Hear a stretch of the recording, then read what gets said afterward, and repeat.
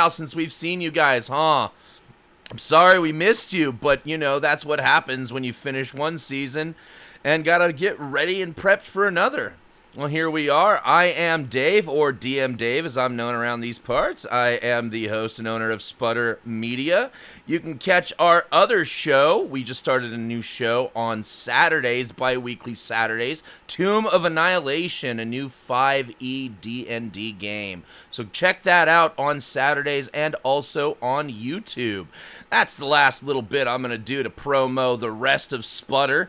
Let me go ahead and introduce my cast for Cyberknights. Some people you will recognize, some people will be new faces, but let's get to know them all.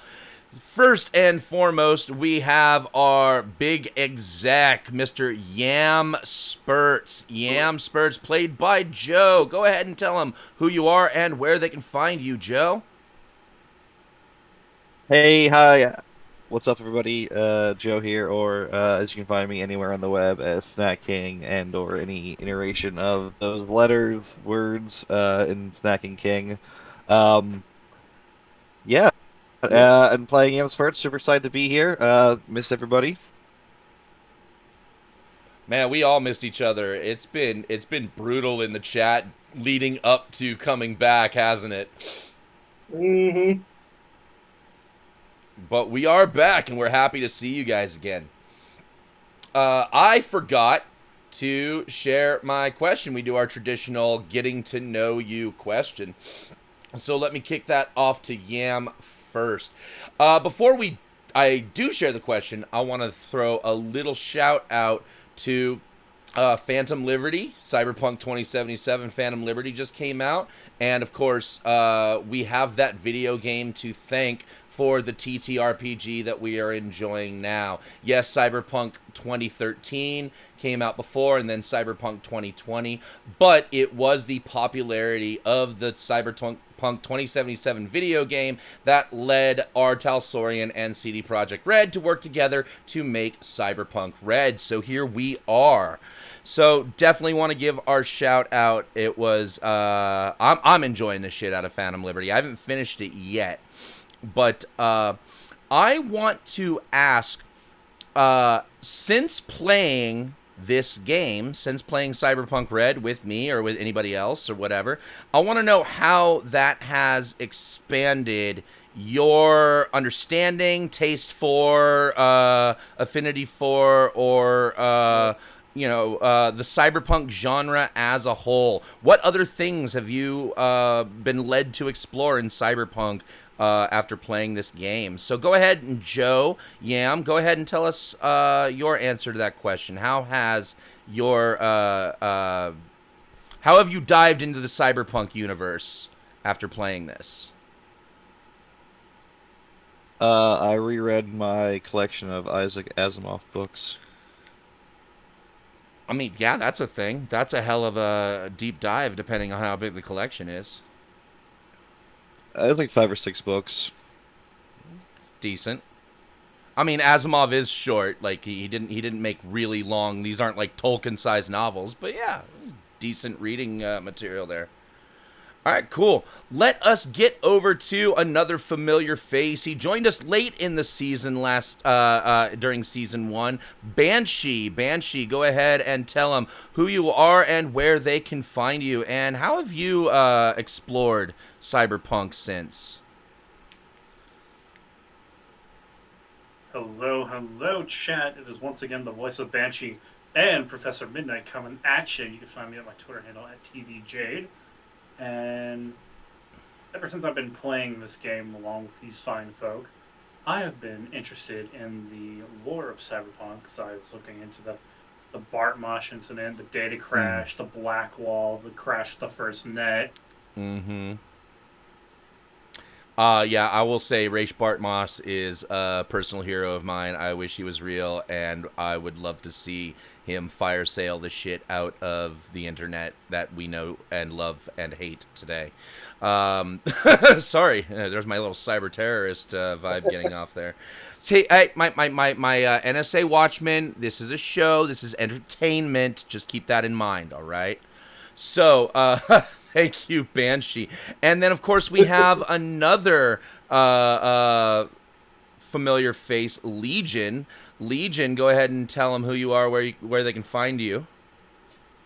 Hey everybody, it's Nagatsu here again, playing Legion, the not so friendly, not so competent neighborhood lawman, and now MedTech.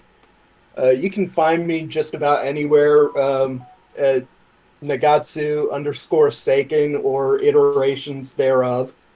Um, yeah, it's good to be back. Excellent, excellent. Uh, And yeah, how have you dived into cyberpunk stuff in general? uh, as it happens, I'm working on my own novel, Oh. and it has taken on a distinctly cyberpunk flavor now. Hmm. Interesting. So it's influencing your other work. I like that. I like that. Yeah, very much so. That's I dig the shit out of that. Excellent. Okay, and then let's go ahead and kick it over to, we all know her, we all love her. She is the fan favorite MedTech, Ms. Sola, playing Butterfly. Butterfly, go ahead and tell them who you are, where they can find you, and yeah, how have you explored the cyberpunk genre since playing this game for the last few months? Yes, I am Sola. Oh my goodness. Sorry, I got. I'm like so nervous right now. Um, I am Sola, and I do play Butterfly. You can find me at Deborah Bree on Twitter and at Sola Green on Instagram. Because sorry, I just give me a minute. I'm sorry. She's getting a little verklempt. She needs a moment. Talk amongst yourselves. I'll give you a topic. I, I'm so I'm so excited that we're back. And I find me normally if you run into Sola, it's probably a good chance of me. I rarely find other people use my name. Um, but as for Cyberpunk, actually, it's kind of funny because I'm not writing novels, but I do write little like technically fanfic of the session here that we have.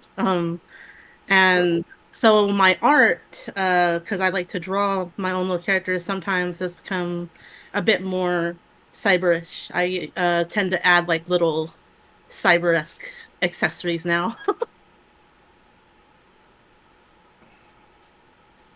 No, that's great. I love that. That's fantastic. Okay, so let us kick it over to the new member of the crew. We have Bailey in the Bailey playing Vile Violet. She's guested before, but now she is a permanent member of the Cyberknights crew. Bailey, go ahead and tell them who you are, where they can find you, and how have you been exploring the cyberpunk universe? I'm Bailey. You can find me on Instagram at FloralGypsy25. And I'm kind of boring when it comes to cyberpunk. Like, playing with you or learning things from you and watching your shows is mostly the main ways I've been exploring cyberpunk, besides rewatching Johnny Mnemonic.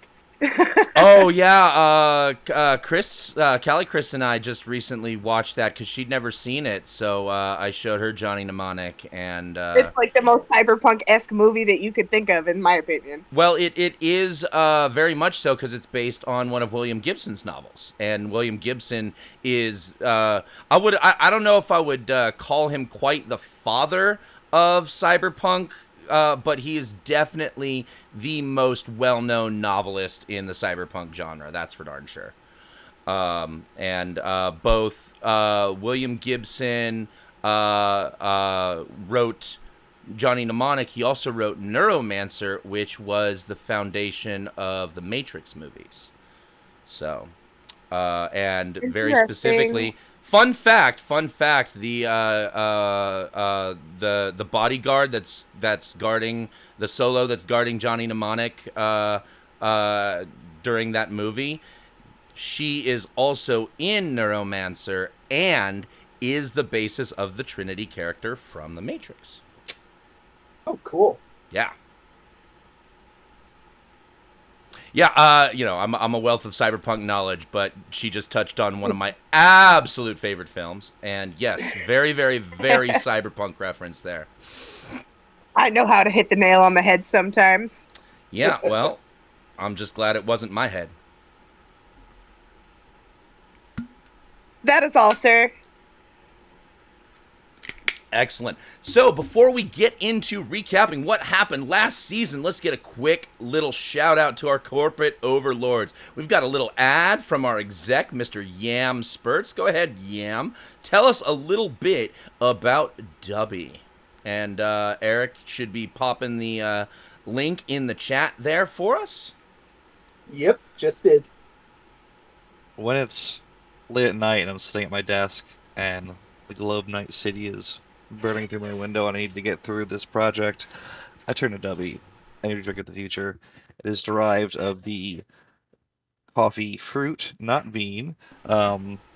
Comes in a delicious powdered form. You can follow direction, mix and match a variety of delicious flavors. I prefer the Galaxy Punch personally, but that's just me. So check it out. Links in the chat. Dubby, Energy Drink of the Future. Just for those of you who are not following us live, the link is in the chat, yes, but it is also dubby.gg, and don't forget to use the coupon code PURPLENURPLE on checkout. You get 10% off of your order, and Sputter Media gets a little bit of the commission. You help us bring this content to you every week. So, that being said, let us jump right into our recap. So, last season, whoo! See if I can try and encompass everything that happened in a quick little tight package. The previously on. So we had the opening of our first season. We had the Battle of the Bands, where we had the famous Johnny Silverhand impersonator, Ronan, who was a shoo-in to win that event. But the event was crashed by a pair of Cyber Psycho solos known as the Cyber Psycho twins, Shriek and Shank. And they came in and they tore some things up, trying to get after Ronan. Ronan escaped, and the crew has been on the hunt for them because various interested parties had expressed that they wanted to get a hold of either Ronan or the data on Ronan's server, or the actual cyberware item that Ronan has on their person. But this 20-something-year-old mousy little girl appeared on stage when the EMP went off, frying out the circuits of the CK-12B, aka the Cyberknight suit that she was wearing to impersonate Ronan. She managed to escape, and the chase has been on ever since. The Cyberknights hit a few road bumps in the road, both uncovering how deep this conspiracy seems to go, as well as some maybe self-imposed bumps, as we remember Mr. Yam Spurts decided to orchestrate his own kidnapping and managed to bungle that job so fiercely that his favored netrunner Frizz lost her arm. Has a shiny new cyber arm, but she still was a bit salty at the end of all of that. You did finally manage to catch up with Ronan, and found Ronan to be Meryl, this little girl who has been on the run. And the Cyber Psycho twins themselves showed up. There was a fight. The twins did feel like they were overwhelmed and fled the scene. There were attempts to take one of them out, but they were to no avail. The twins escaped and will likely be a threat another day. So the decision was made at the end of the season to house Meryl with Butterfly, correct? So that is where we are going to open season 2. We are going to open on Butterfly and Meryl sitting outside of Butterfly's Con Apt apartment.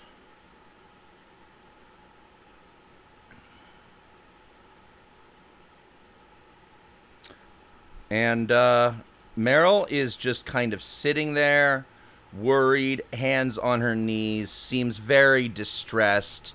Has been for a few days. She's been staying with you, I want to say, about a week and a half now. Call it 10 days. Call it 10 days even. Since the last events at the end of last season. It's been just over a week, almost 2. And Meryl has not said much. She's been very, very quiet. She's not mute, but she gives very simple answers, like, hey, when she's hungry, she communicates that she's hungry. Thirsty communicates that she's thirsty.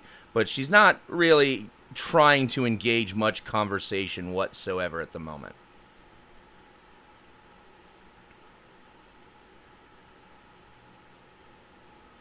This has been working very well for Butterfly because she mentioned it before when they found her after she attempted to talk to her, but talking is not Butterfly's strong point.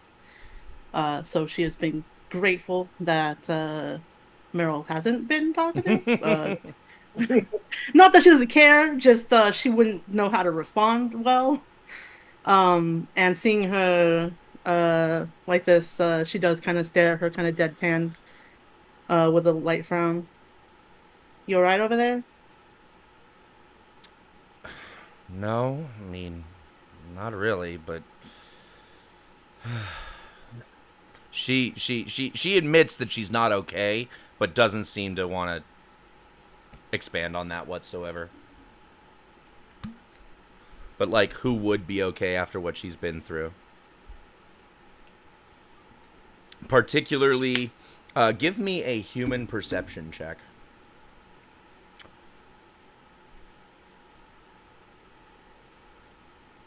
First roll of season 2. Oh my god! Whoa. So that's a critical success there. First roll of season 2 gets you 10 IP there, Butterfly. And it's fairly obvious to you, putting 2 and 2 together, that it's most likely that Meryl is very, very upset about learning that her input is dead, right? If you recall, you guys found the Netrunner Squeak in their apartment with a hole in their head. Mm-hmm. Yeah. Butterfly will try to subtly kind of shuffle uncomfortably. She kind of looks away for a second and then looks back at her.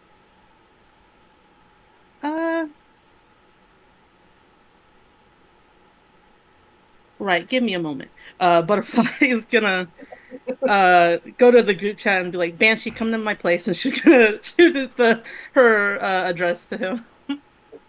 All right, Banshee, you get a message on your agent from Butterfly asking for an assist. I, There's a Butterfly starts a group chat because I thought you were in the last right? What? Butterfly I know, started right? a group chat. This is like freaking once in a lifetime shit. And then for everyone else, Group chat. she adds the girls being depressing. Someone come handle this. The girls being depressing. Oh my god. That's fucking great.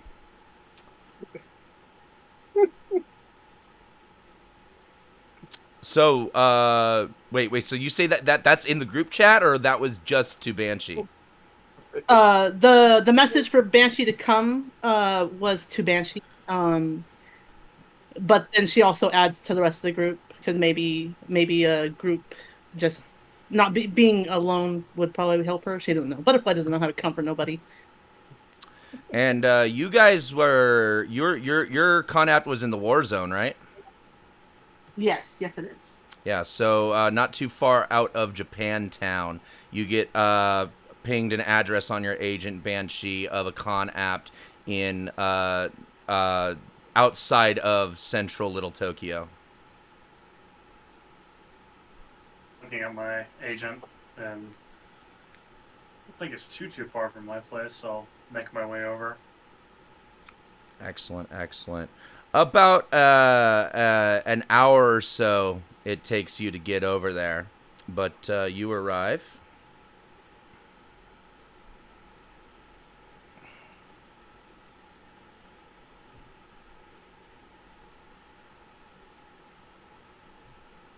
You're on the board over here. Ping, ping. Yeah, I see that. I'm just trying to figure out where they are. Oh,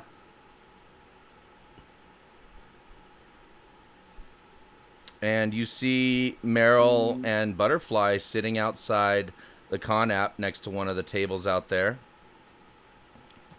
Oh, look, what a surprise. Butterfly will nod towards Banshee. It's about 8:30 at night by the time Banshee arrives.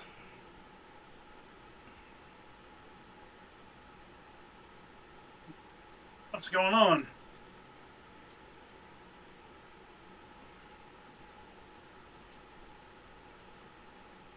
Oh, just sitting outside on another corrupted night. Butterfly kind of eyes Meryl and then eyes Banshee like, handle that. Like, I don't know what to do.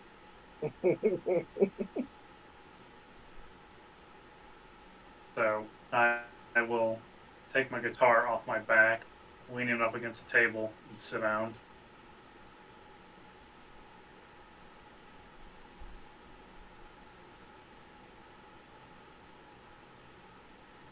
You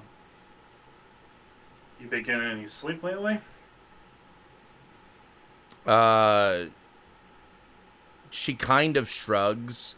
Butterfly, you know the answer to this question is no. She has maybe you've seen her catch a few cat naps, but she keeps waking up and screaming.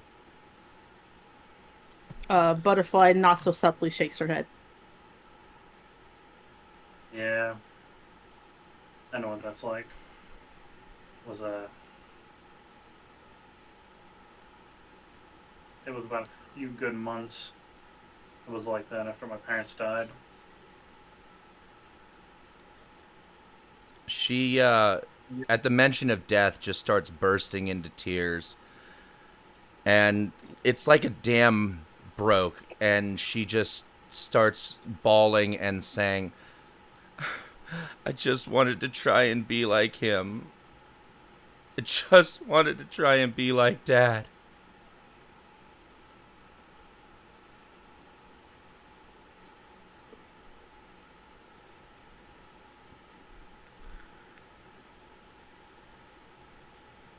Great. Now we have water. Butterfly kind of just stands up as she kind of shoots Banshee a look like, this is what I was trying to avoid, as she goes into the compound to get some freaking handkerchiefs and something to help her wipe her eyes. Go ahead and move. As Butterfly is heading back to her con app, give me a human insight check, Banshee. Or sorry, human perception. All right, first roll back.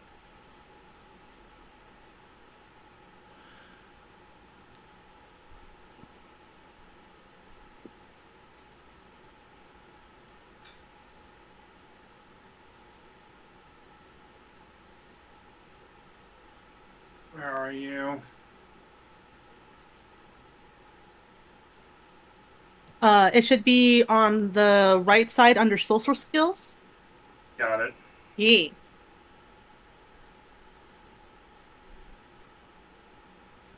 Yeah, you're not really well, oh, sorry, with an 11 and the reference to the father and what you know about what happened at Battle of the Bands, it's not hard for you to put two and two together.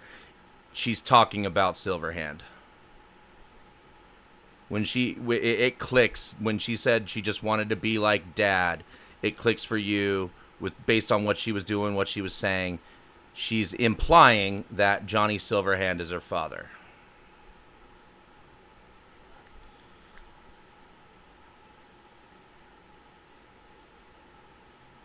I will scoot my chair up a little bit.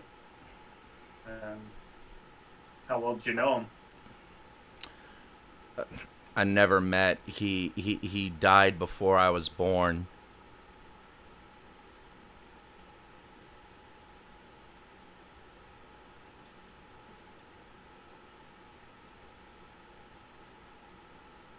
I can tell you what little I know of him when he was around. Were you around back then? I was 10 when the nukes went off.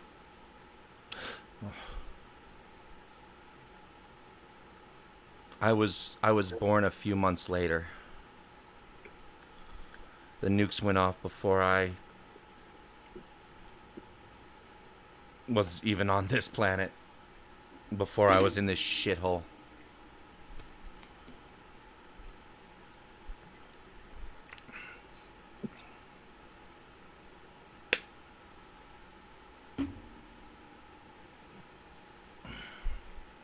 And right about now, Butterfly, you are coming out of your door here, and you give me a perception check, not a human perception, but just a perception check. Absolutely. All right, you notice nothing. Oh dear. That sounds so concerning, but so. But just you do have a away. tissue in your hand. Yeah.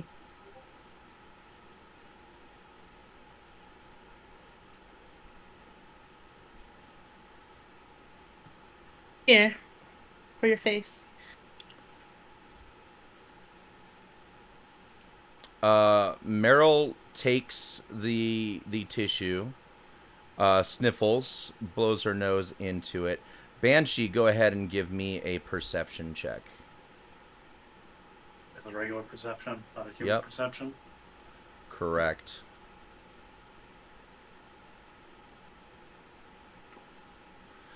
Well, at least you get 10 IP for that critical failure.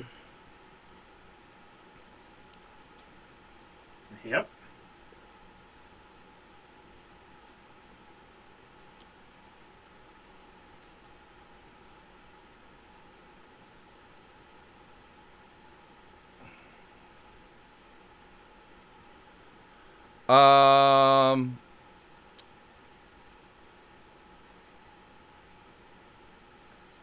All of a sudden, both you and Butterfly have hands over your mouths and katanas at your throats as two ninjas grab each of you. You are both grappled currently, and these two ninjas grab Meryl. And we roll initiative.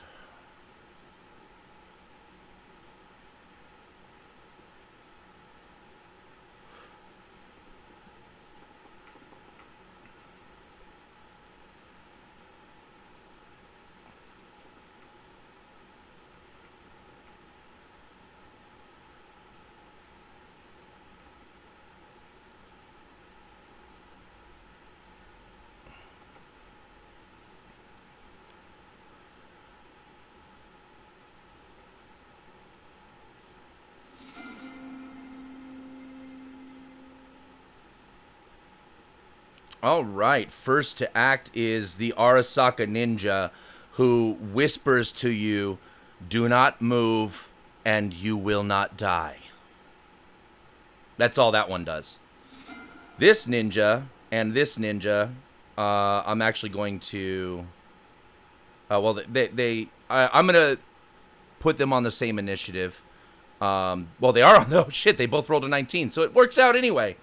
They just simply grab her and start moving at, what is their movement? 3. So it is a full round action for them to get this far away with her.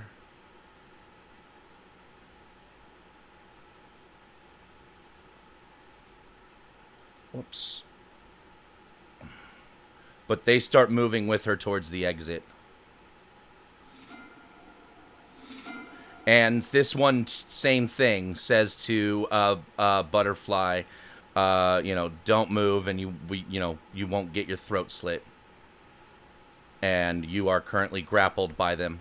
And it is Banshee's turn. What is Banshee doing? Well,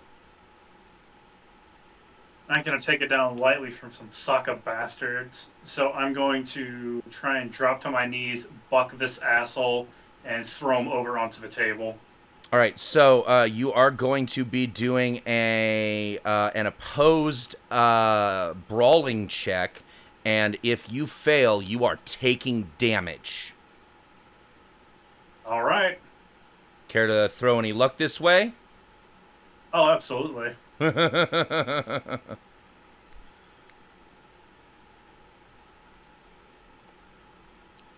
Oops, Hey. let me put my rolls back on public.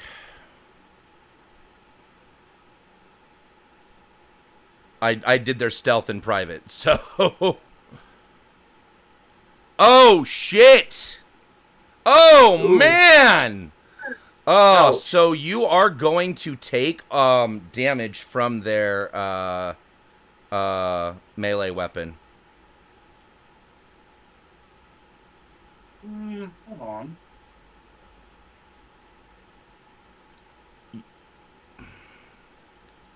And it No, is that's to the internal. head. It is to the head. The good news is... that is doubled after armor, but it already took your armor into account. So you take 12 points of damage to the head and are going to take a head critical injury.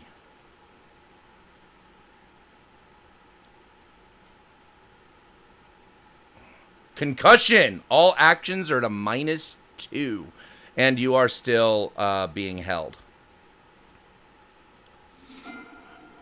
That is now Meryl's turn. Meryl is going to try and resist. She's not going to just take this lying down, but they have a +2 to their roll because they are working together. So she gets a 21 on her brawl.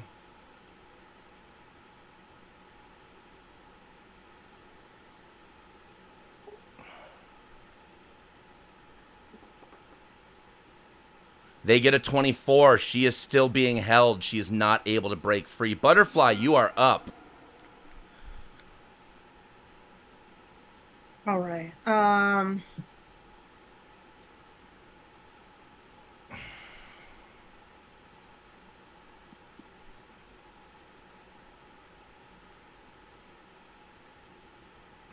Yeah, no, she'll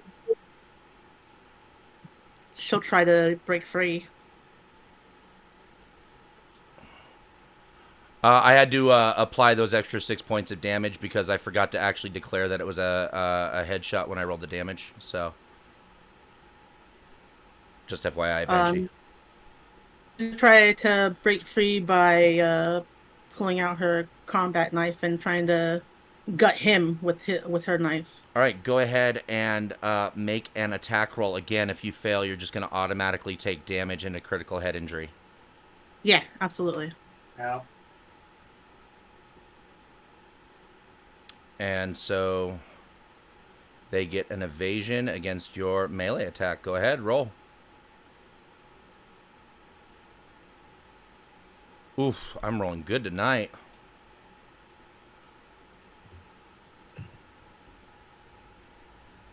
Need your attack Sorry. roll, Butterfly. Yeah. Roll, sorry.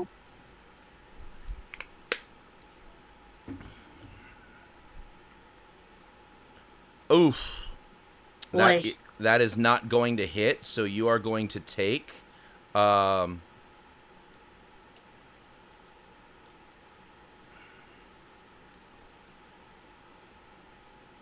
4 points of damage. Actually, it's going to be 8 total.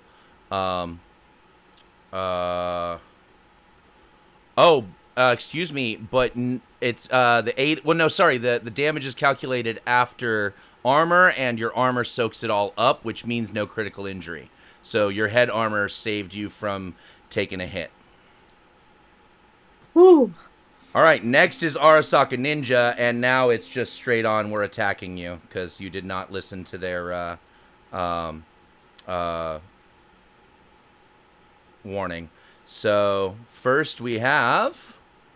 I need an evasion DV10 from Banshee for the first melee attack. You got it.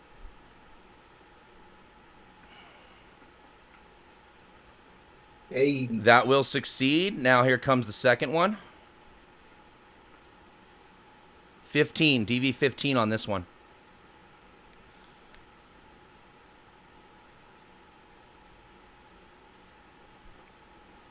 Oh, still gonna hit. Sorry, buddy. That is... But it's not a headshot this time. 7 points of damage. After armor, you take 4. Next is this Arasaka Ninja. They are going to just keep moving her. 1, 2, 3, 4, 5, 6. That far. I mean, at least it's they don't get to just like disappear with her, right? You know, they gotta actually move her out of the area. But that's them, and next is the Arasaka Ninja on Butterfly, who is attacking. I'm gonna need an evasion roll from you. Actually, I'm gonna need 2, but the first one at a time. That's a crit fail on the ninja's part. So DV5. Yeah, you beat that. Second roll is a DV16 evasion.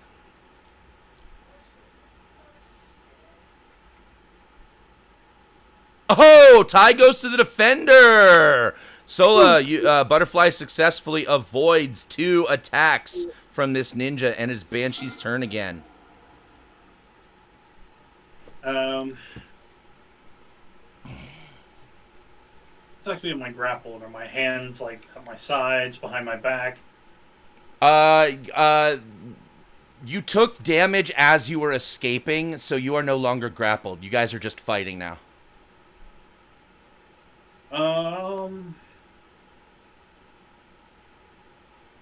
Pull a Dallas and try and pull my pistol and shoot through the back of my coat into his chest.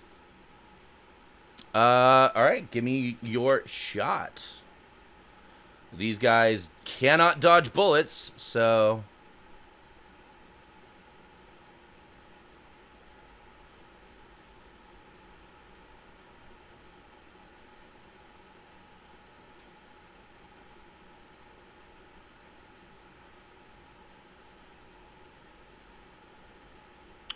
Waiting for your shot there.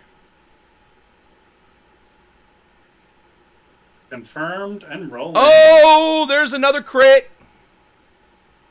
Look at that. That is 14 over, so that means the new. Remember, we talked about the new house rule right at the end of last season that I'm adopting. That is, if you're 8 or more over, you can declare it a headshot after the fact. And I will be doing so. All right, so when you go ahead and roll damage, make sure you identify it as a headshot. It should allow you to choose head. It should allow when you. Oh wait, no, I have to do that. I'm stupid. Oh no, you click the damage. Click the blood spot. Thank you. That's what I need. And when I apply the damage, I pick headshot. All right. All right. So 7 after declared headshot, that turns it to 14. So I guess it's just gonna, if If it's an after roll declaration, I'm just going to have to do it manually, but that's fine. So he takes an additional 7, putting him right there. And he takes a... did you get 2 6s? You did not, so no critical head injury. But still, that is one unhappy ninja. I'm going to do it again. Cause Yeah, you have another shot. That's right.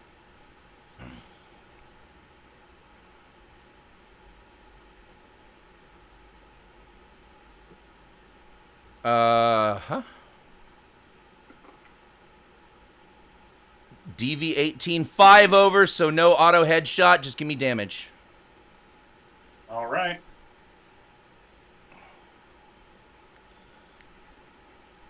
Oh, that is not the best damage. 2 points make it through. And that is, I believe, your turn? That's it, yeah. All right, next is Meryl, who is still struggling to get free. That is all she's really focused on. So she is going to roll. She gets a 19. And this guy gets a +2 for being helped.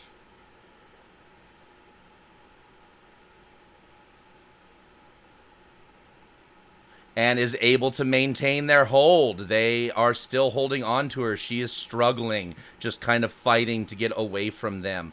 Butterfly, you're up. All right, and she's not grappled anymore? No, you're not grappled, but Meryl is. Perfect. And Meryl is getting closer and closer to the exit. Yeah. Yes, yeah, there's no attacks of opportunity, thankfully, so you can just move away. Yeah, for those of you who are new to Cyberpunk Red, who might just be tuning into a game like this for the first time and are familiar with Dungeons and Dragons, yep, no attacks of opportunity in this game. You miss, unfortunately. What were you firing with? Do you have another shot? Yeah, I have another shot.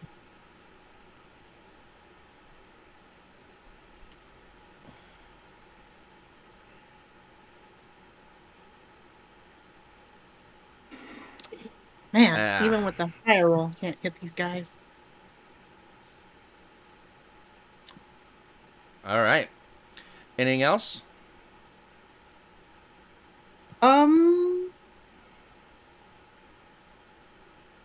Yeah, I still have...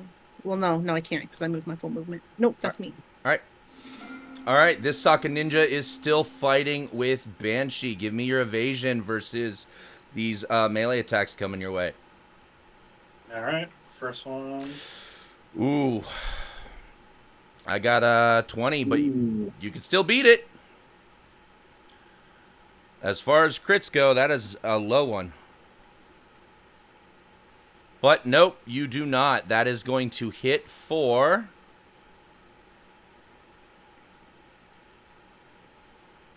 Uh... 8 points of damage. 6 make it through your armor, and I need another blow.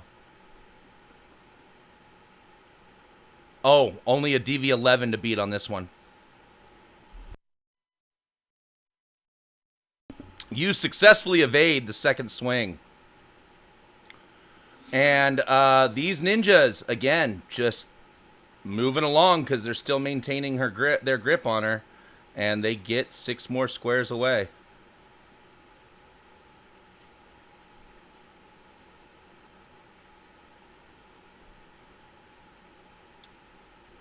And next is this ninja is coming after you, but they do not have great movement, so he would have to dash to catch up to you. So no, he's just gonna move here, and then he's pulling out his assault rifle, or sorry, no, not his assault rifle, his pistol, and shooting.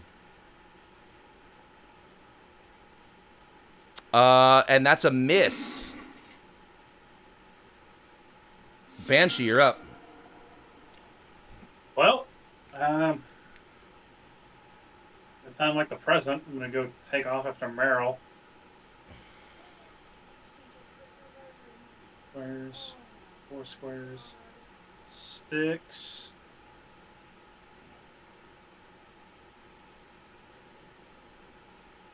Do I have a shot at these guys down Yeah, here? yeah. You can take shots at them.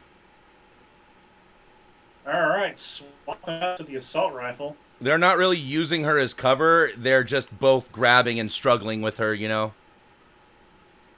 All right. They would definitely be the easier ones to hit, but you could hit her potentially, depending how badly you miss. You hit. Give me some damage.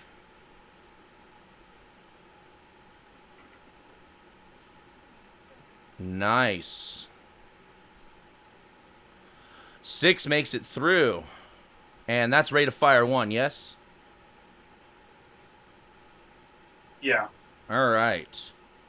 Meryl, still going to try and break free. That's a decent roll on her end. Dirty 20. Let's see what the Sokka Ninjas get.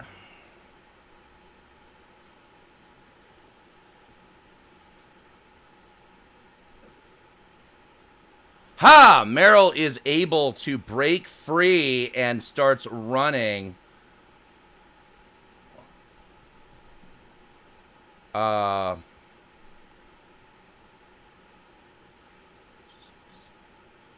And she's going to dash and take cover behind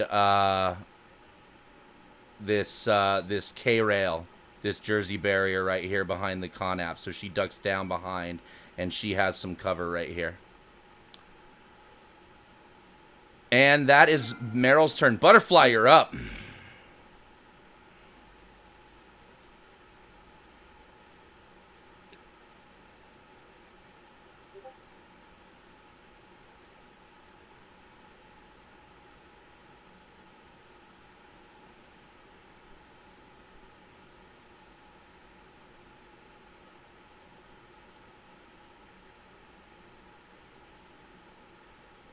The injured one by the. Oh, okay. Butterfly, give me a straight intelligence check. Oh.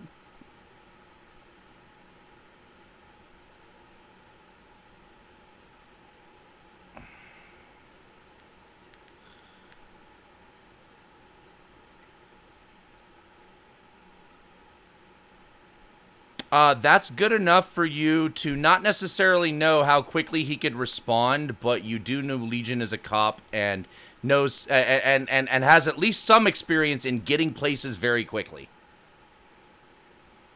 It would be an action to contact him on the agent, though.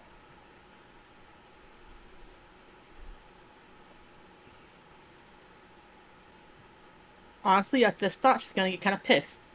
She's gonna go into the group chat and be like, "There are ninjas at my home. Where the heck are you? I messaged you all earlier. Now I'm under attack and have a depressed girl with me." Okay, so that message goes to the group chat, and Legion, if I remember right, your lawman ability, the response time is 4 rounds. I believe so. So yeah, so on round 7, you can arrive. Keep that in mind. Keep track of paying attention to that. And then everybody else, give me 1d10.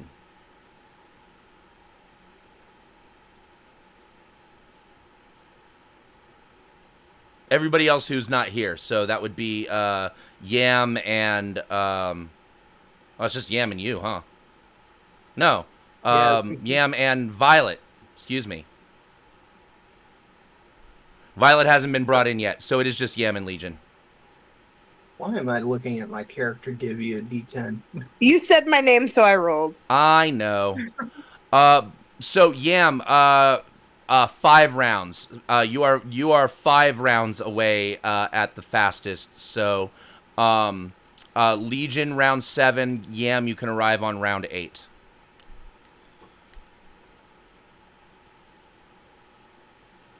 Okay.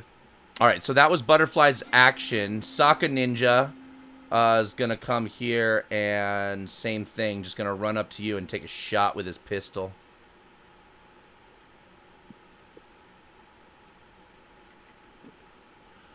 Are you able to dodge bullets, Banshee? Say again? Are you able to dodge bullets?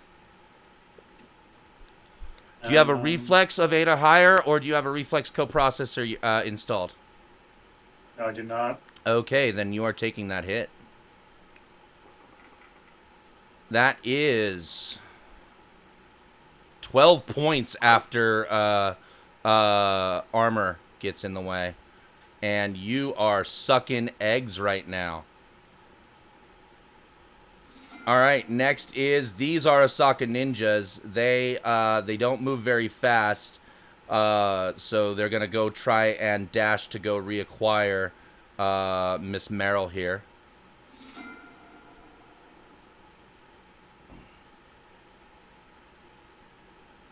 And next is this dude who is same thing, gonna move a little closer and then take a shot at you with the pistol.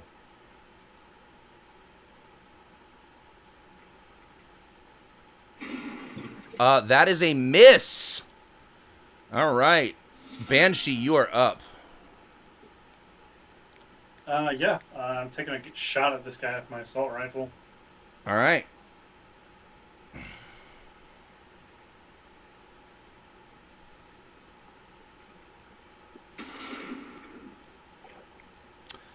That is a miss. Anything else? You still have movement. I can. Oh, I was gonna say, can you talk as a free action? Yes, talking is free action. I'll turn to Butterfly. Where the hell is backup? Excuse me? Why don't you try messaging people? He glares at him. All right. That one, my turn. All right. Meryl is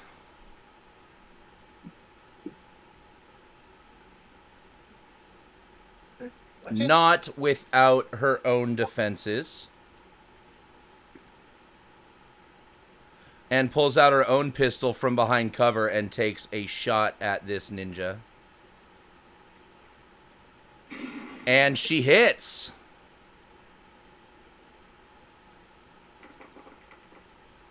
For 19 points of damage. Nice. 14 makes it through the ninja's armor, and it is Butterfly's turn. Meryl ducks back down behind cover after taking her shot.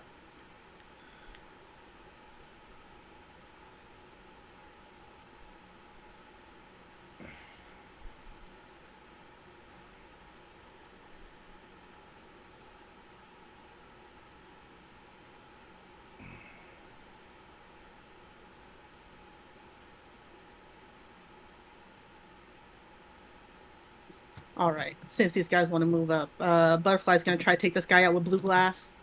All right, give me your it's brawling check versus his evasion.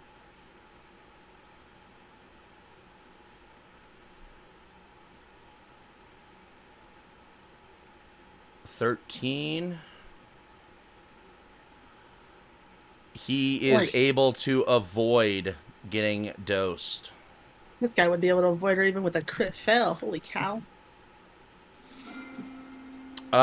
Next is that Sokka ninja. So he's gonna take a swing at you with his oh no, he'd already pulled out his pistol, that's right. So taking shot with pistol. And that is a hit.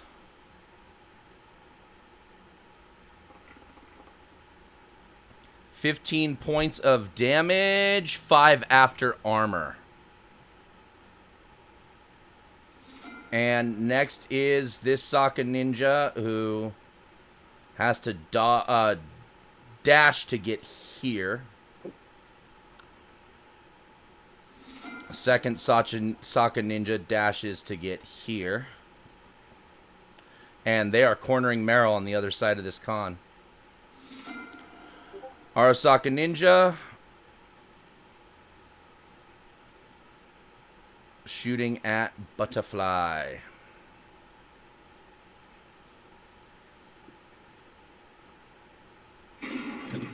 And that is a hit. 10 damage, only 1 makes it through your armor. Ooh, Banshee, armor doesn't you're up. work right now. All right, going after this guy. That guy... Oh, yeah, no, he's standing up, and cover is all or nothing. So, yes, you have a shot. All right, let's make it count.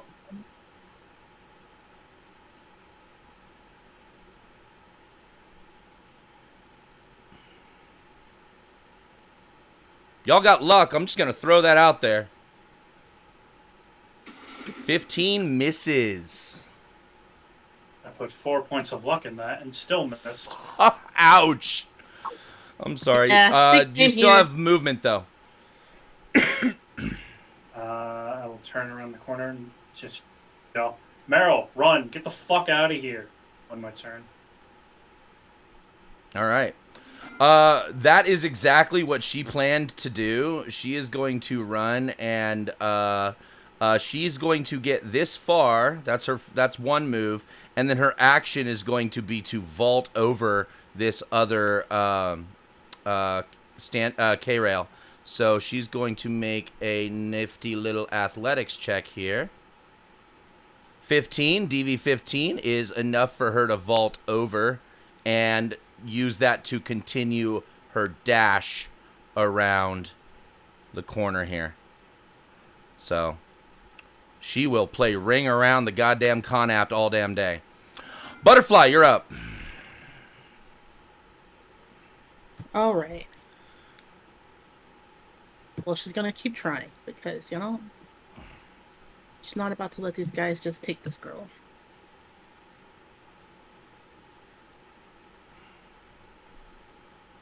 All right. Oh, not quite set 8 over. One more, it would have been an auto headshot. Oh, well. Give me a damage. That's the highest she can roll, too. No, it isn't. If you would have rolled a, That's 4... That's a 10! Right, but if you would have rolled a 4 or higher on the second one, you would have headshot. Oh, that's right, the second one. Yeah. All right. That is 3 points make it through after, and that was a heavy pistol, so rate of fire 1. You still have movement if you want. It says it has a rate of fire 2. Oh, sorry, Yeah, that's very heavy. heavy. Sorry, I was thinking very heavy. Yes, you do have a second shot.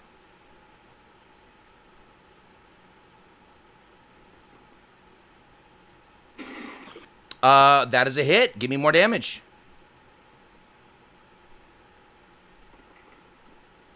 All right, 11 points.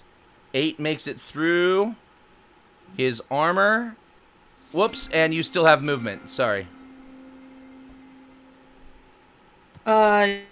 Yeah. I think she's gonna hold up right here, though, to try to keep these two focused on her. Okay. All right, speaking of, that one is focused on you. Doesn't know which way Merle's going. And this guy, he drops his pistol, reaches into his thumb, and pulls this laser whip looking thing out of his thumb and starts swinging it at you.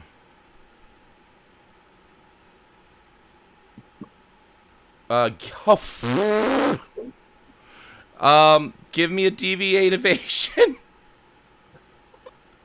Wish I had that kind of luck.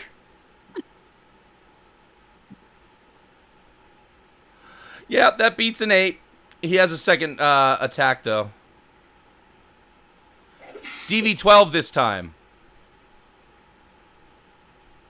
Roll a 2. Oh. All right. Oh. You are going to take damage from this.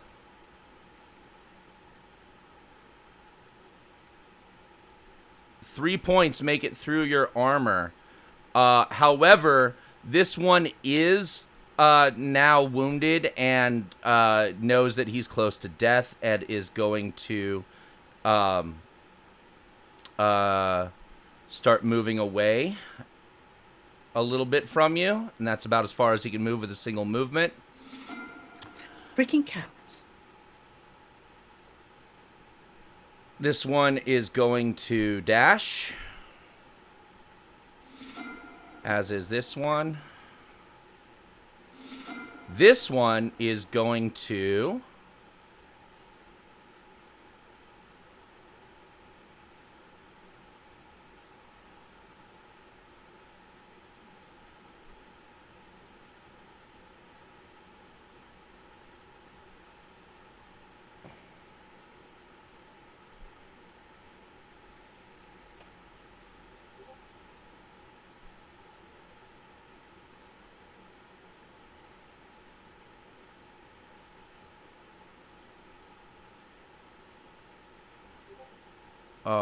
what?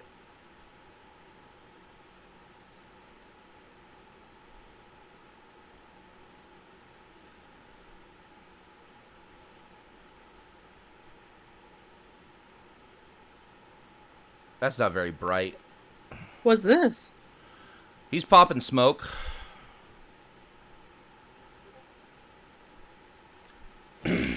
You're unless you have UV vision, you are blind.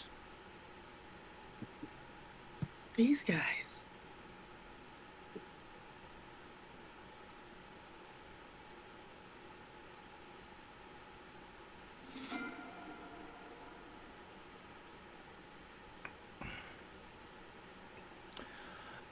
So yeah, you cannot see them where they are. Anything. The 10-meter radius fills with red smoke.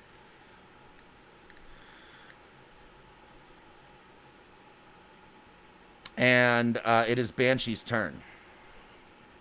You do see the smoke behind you. Noted. Make my way over here. Take another shot with my assault rifle. Go for Shoot it. this guy instead. Top of the round, Legion, you're going to be rolling initiative of the next round. Yep. Take 10 IP for that critical failure, and that's going to be a miss. Anything else, Banshee? She. Anything else, Banshee? No. All right. Meryl is 100% following your advice and is going to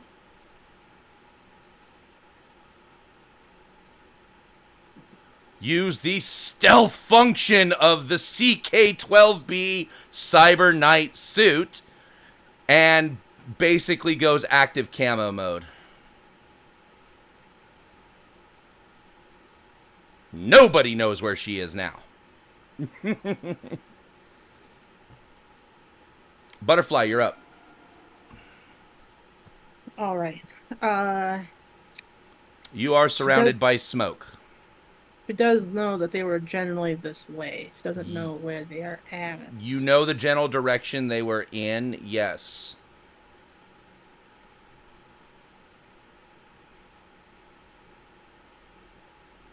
So I guess she would try to go here, but I guess she would slam into the other guy. Well, no, he's not there anymore. That's just the last place you saw him. Okay, so she makes it through. And honestly, I'm taking that one and that one off the board. They did ninja shit. Yeah, absolutely.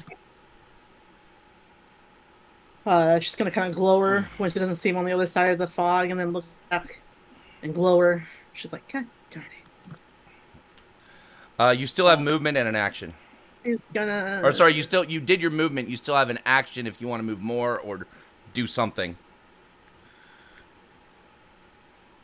She's not stupid. She saw them go up this way, so I guess she'll try to cut them off. and use a dash action. All right. Give me an initiative. Let me put your token on the board first, really quick, Legion, and then give me an initiative. And you are arriving actually in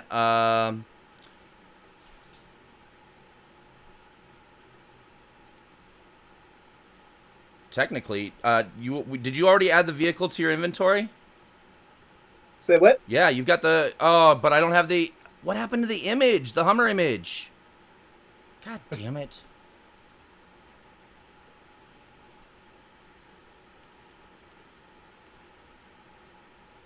I'm annoyed.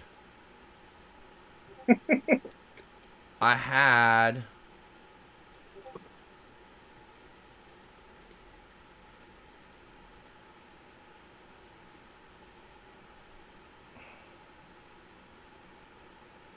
Alright, well, I'm just gonna pop out the default vehicle fucking token there just to indicate your car is there. And that looks tiny as shit. What the hell? Can we, can we make it look like a real car? Or at least really car-sized? Alright, Legion, you roll up in your Militech Hummer. And give me an initiative, please. Oh, wait, I gotta add you to combat. Give me an initiative. There you go. There we go. All right. You go last, but you're here. Okay. This Arasaka ninja is also going to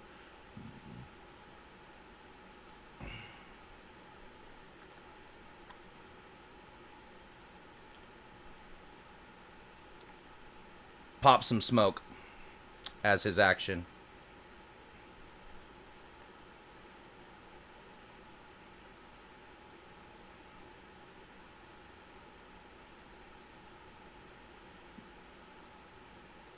No, I said invisible you. Thank you.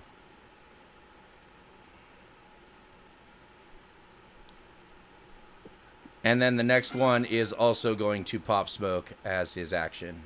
Or no, not pop smoke, but vamoose. And it is Banshee's turn. You see a big-ass smoke patch in front of your face. Do you have UV? No, I do not. Okay.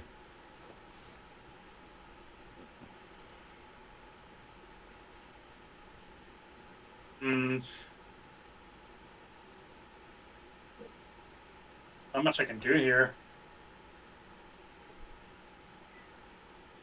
You do see Legion pulling up to the south. And I just realized our audience can't see that because I need to scroll down here a little bit. There he is. A big boy in blue.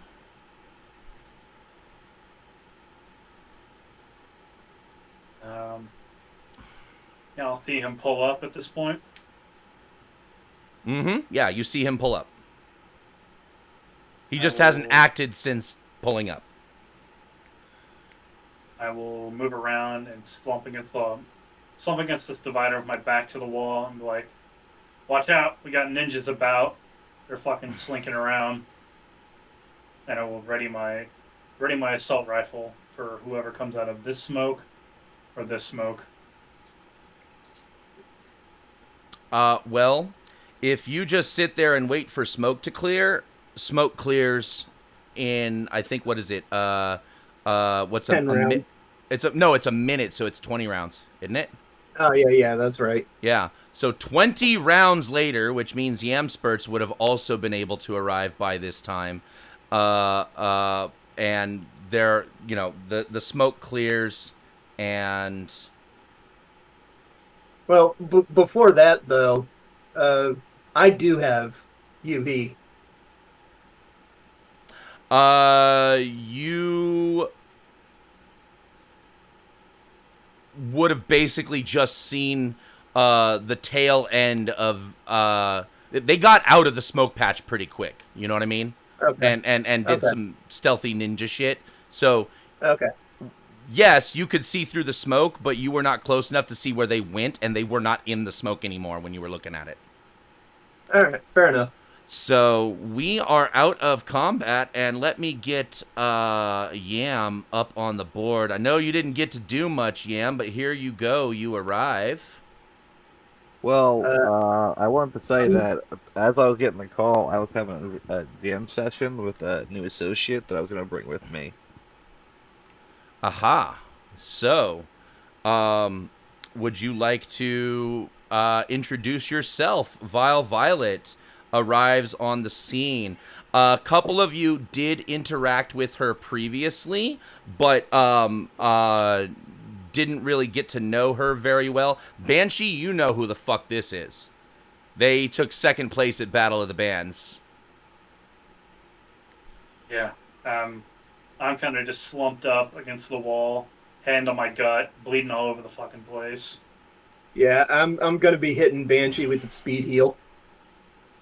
All right, Banshee, you go ahead and get your body plus will back. So that would be for you a total of 12 hit points.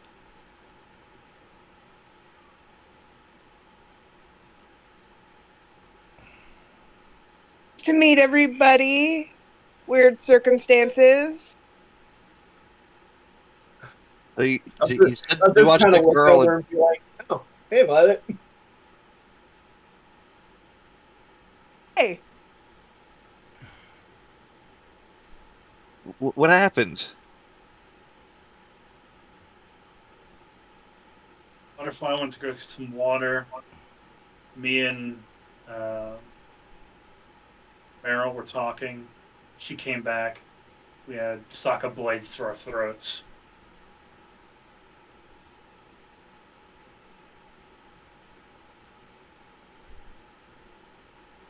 I told you she'd be safer in my place. No one wanted to listen to me. we could have been jamming with her this whole time. I will. Thanks for the heals, and I will stand up and make my way to go retrieve my guitar. I'll just kind Uh, of chuckle at Yam and be like, "Really? Care to give me explain what a happened to the game data?" perception check, everyone. All right. Perception. Ow. Let's see.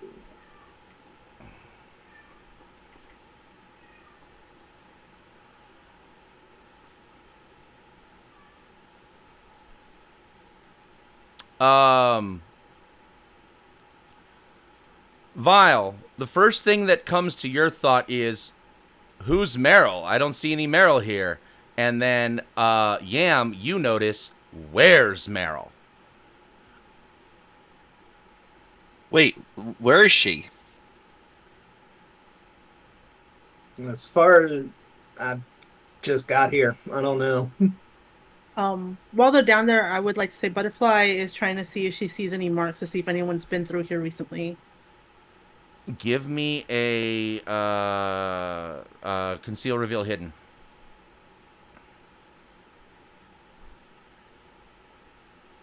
Conceal, reveal object. I mean, you do see the distinct tracks. Looks like they came through this way over here.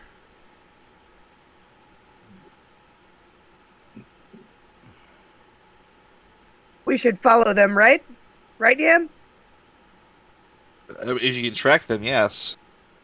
That just seems to be the entry point that they came in through the Conap through. It doesn't seem like to be the way they left.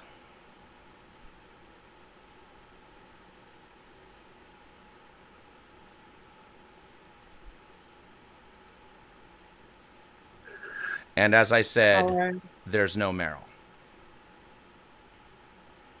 Well, Butterfly already noticed that.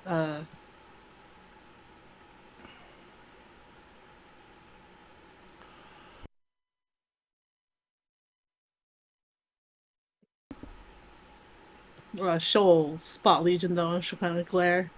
Oh, finally here then. What?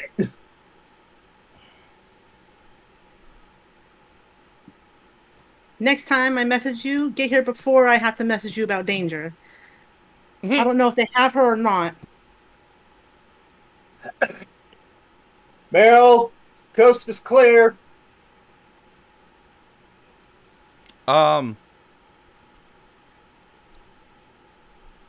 Give me a straight cool check. Okay. Let's see. There we go. I'm going to go ahead and toss some luck behind that.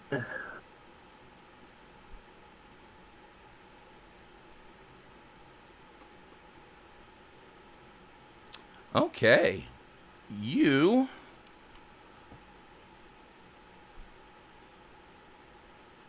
notice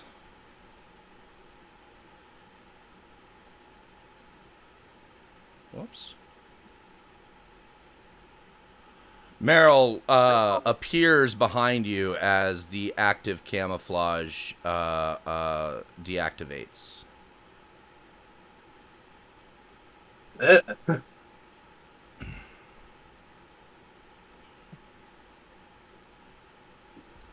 Oh, good. I grab my guitar and sit down. Good to see you're unscathed, Meryl.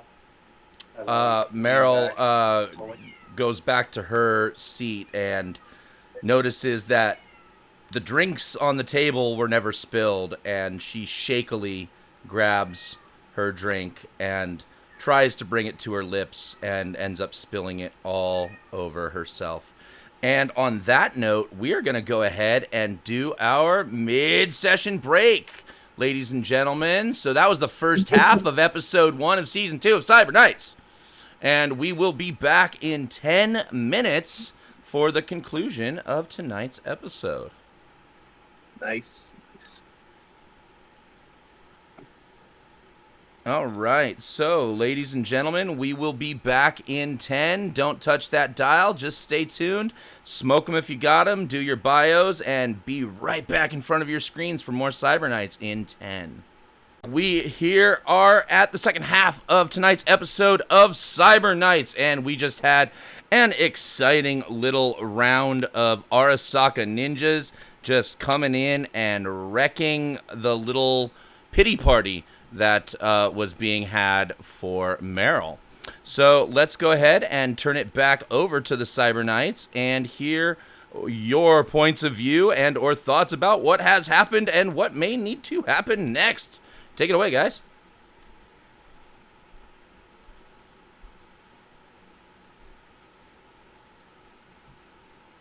You guys all back? I'm not hearing anybody.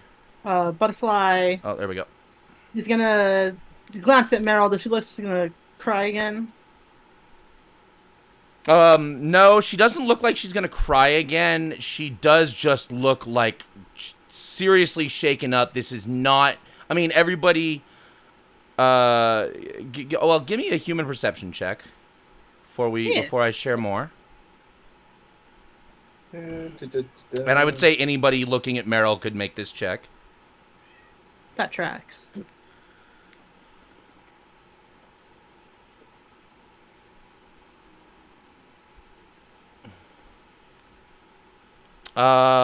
Violet and Legion, and oh wow, definitely Yam.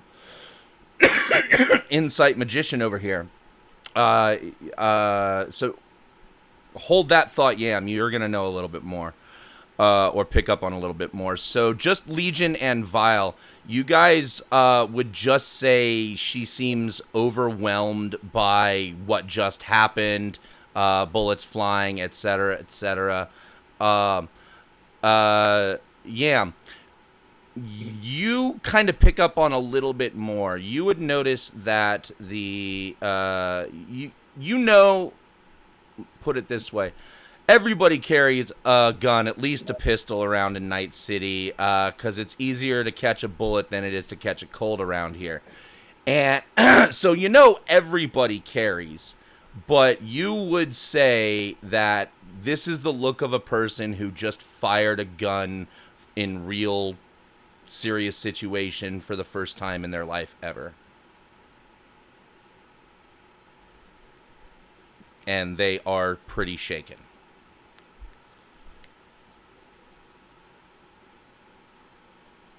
That sounds tragic for them. You were a little muffled there, buddy. Yeah. I said that sounds tragic for them. That that is an accurate statement. But yeah, so that is what you pick up on based on those perception. And like I said, she's trying to take a drink but just can't. She just puts it down out of frustration of not even being able to hold it steadily to her lips. Why don't you sit there and catch your breath?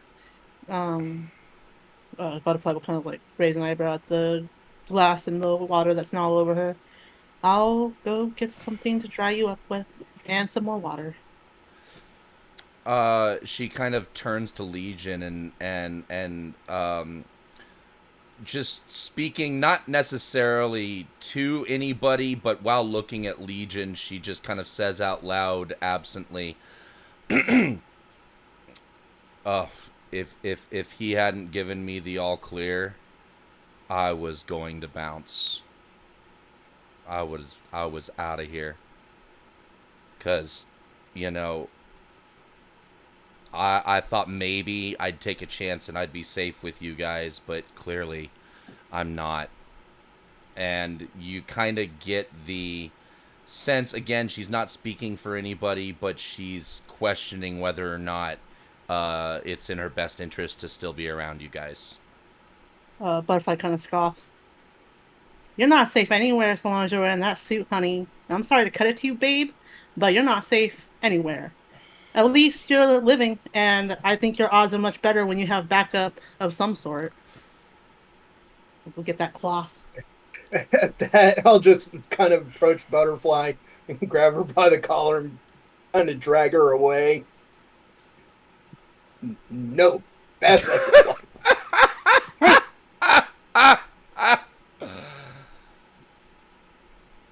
Sorry, continue. That was just hilarious to me. I can't go grab a cloth if you're carrying me like this. Butterfly kind of tries to smack at his hands. Give me a, let me see brawling versus evasion.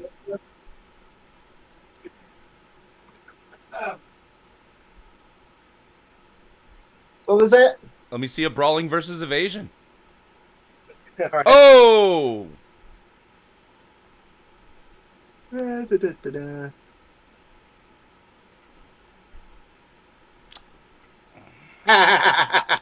So, that was supposed to be brawling versus evasion. You rolled the wrong thing.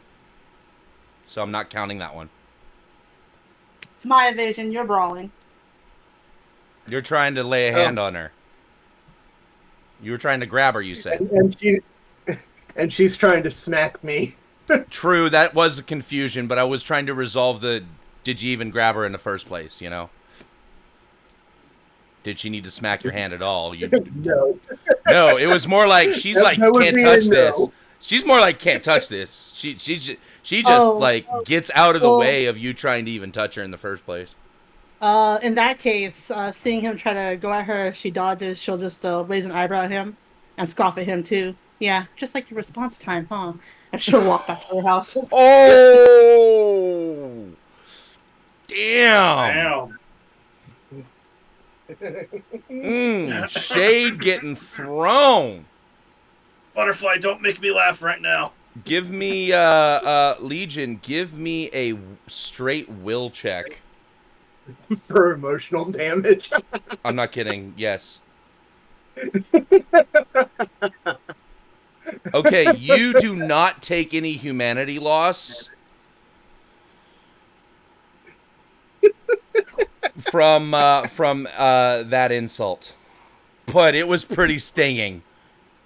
Yeah, it was good. That was a sick burn. Like, It check yeah. into the emotional burn ward. You just got burned, dude. Burn, dude. Burn. I'm sorry. She's not the Nothing nicest about person. that. Oh, that was great.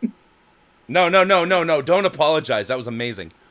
Anyway, so yeah, as Butterfly is going once again to get, I don't know, something from her house to get Just for something to Meryl. help clean up Meryl. Yeah. Something to clean up with. Yeah, got it.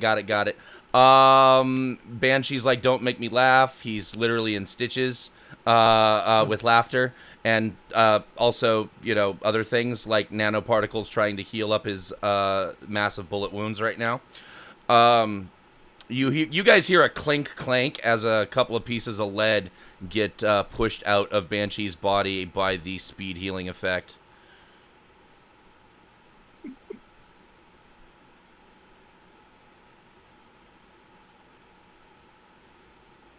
And what are the rest of y'all doing? Anyway, after the thing with Butterfly gets resolved, I'll go take her seat next to Meryl and tell her, look, I get it, but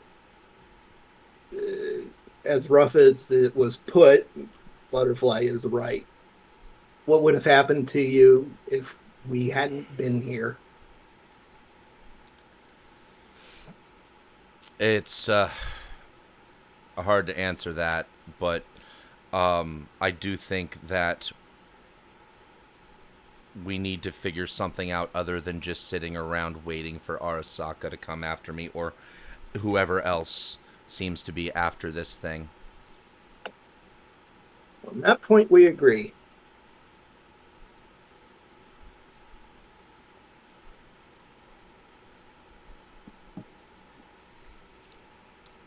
So what do you guys have in mind other than waiting for ninjas to attack again?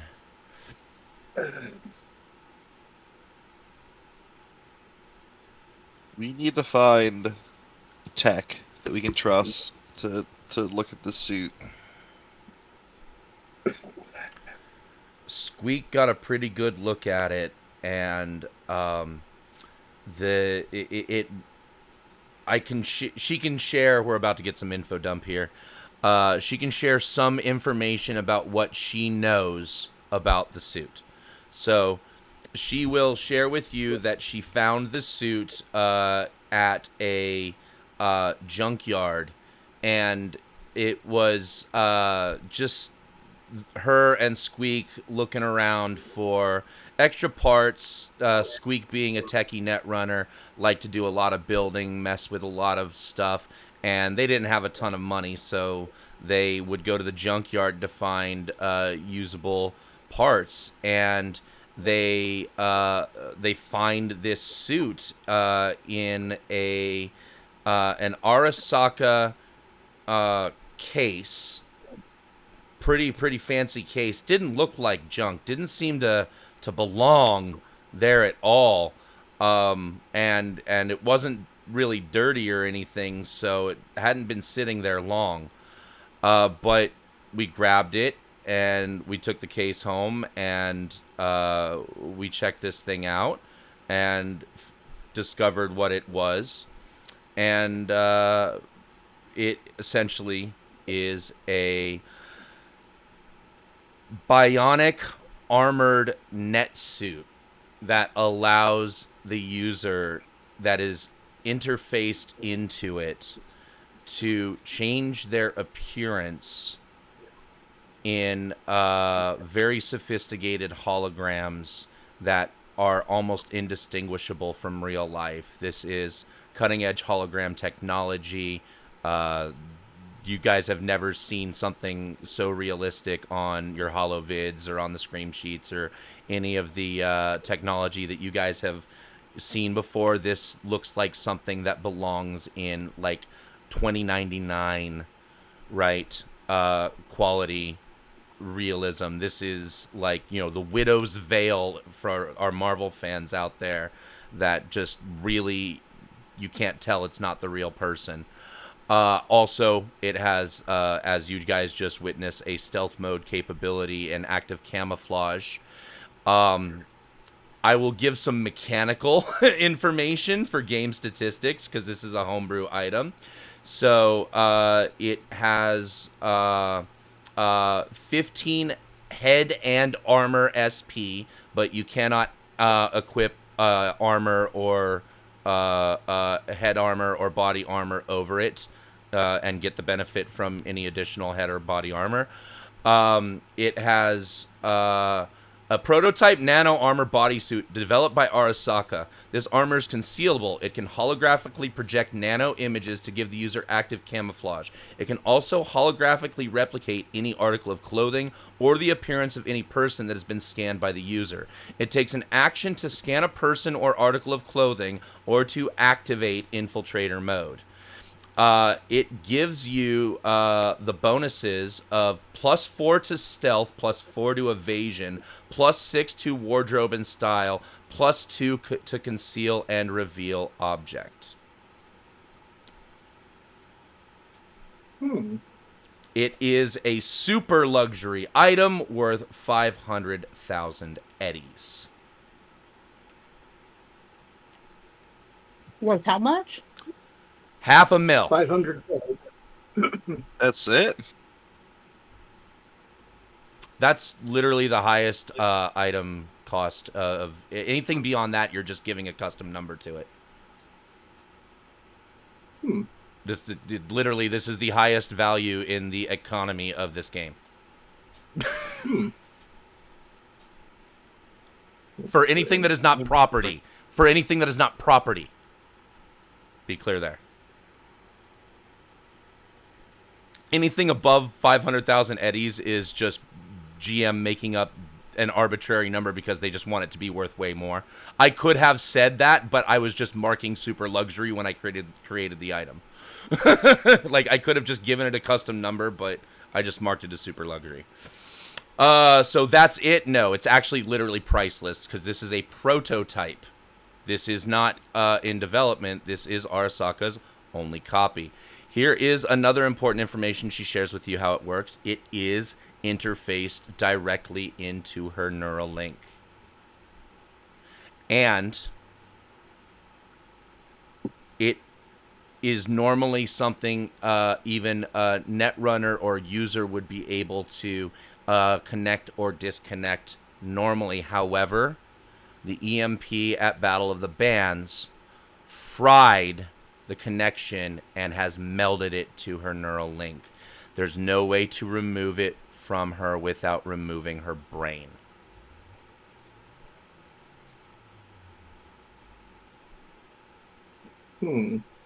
Is that suit also water resistant, or you just don't bathe? Let's just say it has a built-in waste disposal system. All right. That's probably more information than I need. I shouldn't Also, have asked the question. it draws its energy from her body. So that means she has been eating a lot more and still getting skinnier. This is effectively wasting her away. She cannot keep her body's metabolism up to compete with the suit. That is another thing she shares with you. So it sounds. Do you want to wear the suit forever, or do you want? No, the she extra wants brain to from the find suit? she wants to find a way to remove it, but she knows she knows that the people after her are just gonna, you know, they'll just remove her brain to get it back. They don't care. If they get their hands on her, they're just gonna dissect her out of it. I'd like to find a way to avoid that. She would too. Then it sounds like we need a really good rip doctor.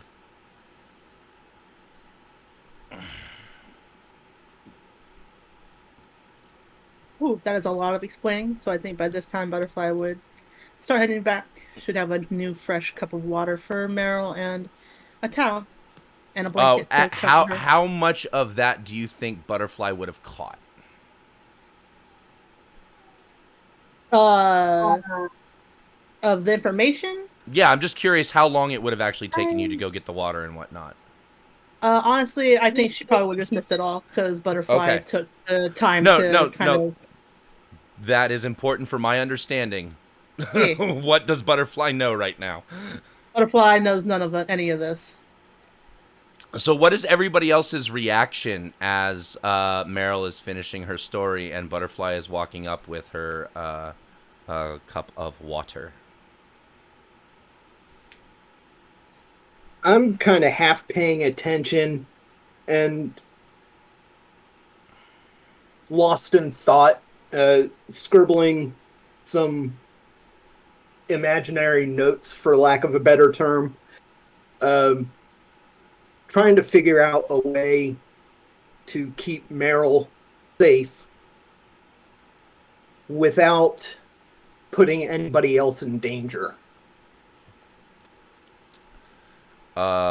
I will say so far that definitely seems like a daunting task and probably a good first step of what you guys need to accomplish is finding a way to hole up somewhere, set up your own safe house, i.e., headquarters, base of operations of some kind. And we already know from the events of the end of last season, Yam's apartment is burned. It is not safe. It's funny you say that because as she hands off the glass to Meryl, Butterfly will look to Legion before she'll look towards Yamspurts. Uh, you worked with the woman, and you're an exec, so you have connections. Obviously, it's not safe much of anywhere for her, but we have to set up something. Something more, I don't know, barricaded? Something that they can't just waltz up and come up on us like this? Legion, give me a. Ooh, what would this be? Hold on. I gotta think what skill this is. Give me a second. Education. No, well, I'm gonna say education or streetwise. Your choice. Okay. Let's see. Streetwise, I'm +7. Education. Yeah, that's much better. Mm. I like that when they got hit by the other dice, it turned into a critical success, but it doesn't matter because you. No, right. It's all right. This was a DV5, so you still didn't critically fail so bad that you didn't know this. Or realize this. This was a really, really low DV. Basically, most kids know this information. NCPD corruption is deep, and there is no way going to cops is a good idea. That is the quickest way to get the information to not just Arasaka, pretty much anybody who's willing to pay for the info. It would be on the market. If you, there is nobody, even your chief, as Yeah. stand up as your chief is, it's not even that. It's not that you don't trust him. It's that this is one of those. If nobody knows, it can't get leaked. Right? Situations. Yam, you would pretty much give me. I want you to give me your same either education or business. Sorry, Right. business or streetwise. I will say. Excuse me, business or streetwise. Okay. Yam for Yam. Oh, okay. Business or streetwise? Mm-hmm. Why can't I use education? I've assumed your business was better than your flat education. I am a smart man, not a good businessman. Okay, so give me. I will allow you education or streetwise then. Hey, crit success. Take 10 IP, and yeah, you know there's literally nobody in the business world you can trust. Anything you gotta do, you have to conceal what you are doing from anybody you would be dealing with. This has to, like, This is a serious loose lip sync ship situation.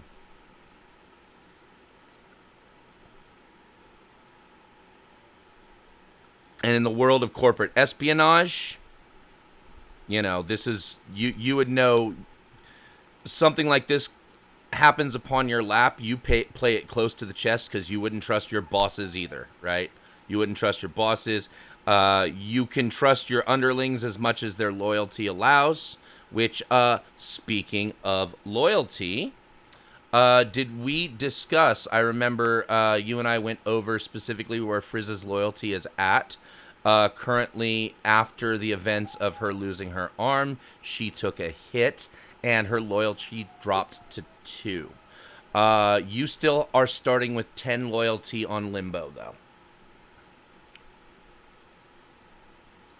That's correct, yes.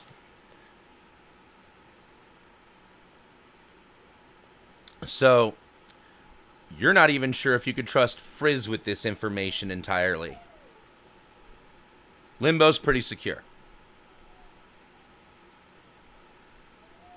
Ironically. My gut tells me otherwise. You know what I mean. As far as his loyalty is concerned, as far as, no, seriously, if he was told to keep his mouth shut, he is loyal to you to the point where he would die to protect it. However, after going through the trauma of possibly dying to protect it, if he survived it, his loyalty might take a hit after that, depending on how you handled the situation. Tracking? Yes, absolutely. They could not torture it out of him. But next time he saw you, you might have to have some words. I got it. All right. In order for this plan to work, we're going to need a net runner, someone who can forge documents, roughly 20,000 eddies, more preferably, a priest, 17 ducks, a llama, and 2 goats. You forgot the ice sculpture and hockey stick.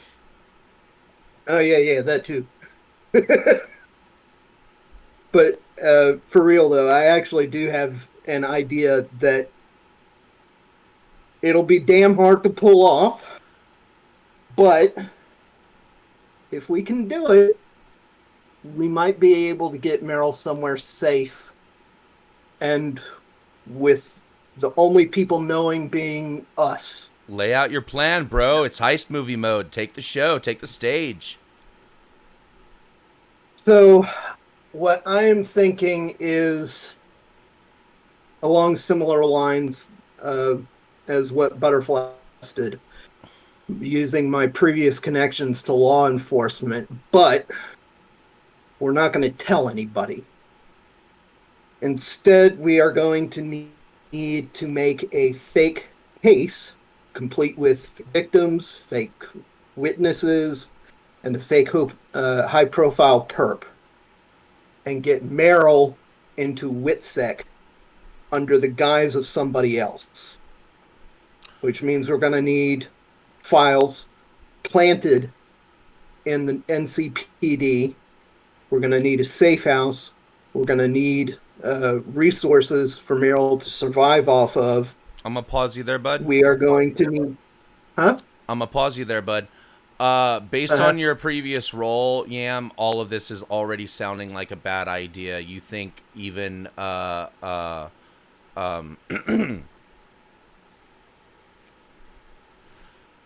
you think even some of what he's suggesting already sounds like dangerous channels. No one responded to the attack on my apartment, and you want me to trust the... No, that's the whole point. No. I'm saying the WITSEC, specifically. You're not even sure WITSEC is safe. I'm not even saying to trust them. Well, no, you said trying to get her into WITSEC? That would be an alarm. I'm saying that statement would have been an alarm to Yam based on his role. Yeah. No, we're not trying to get her into WITSEC. We're trying to fake a WITSEC case.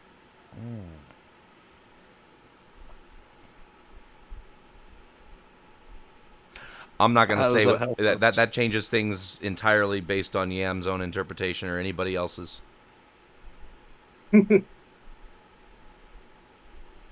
So what is the plan with this fake case? What do we? How does that help us?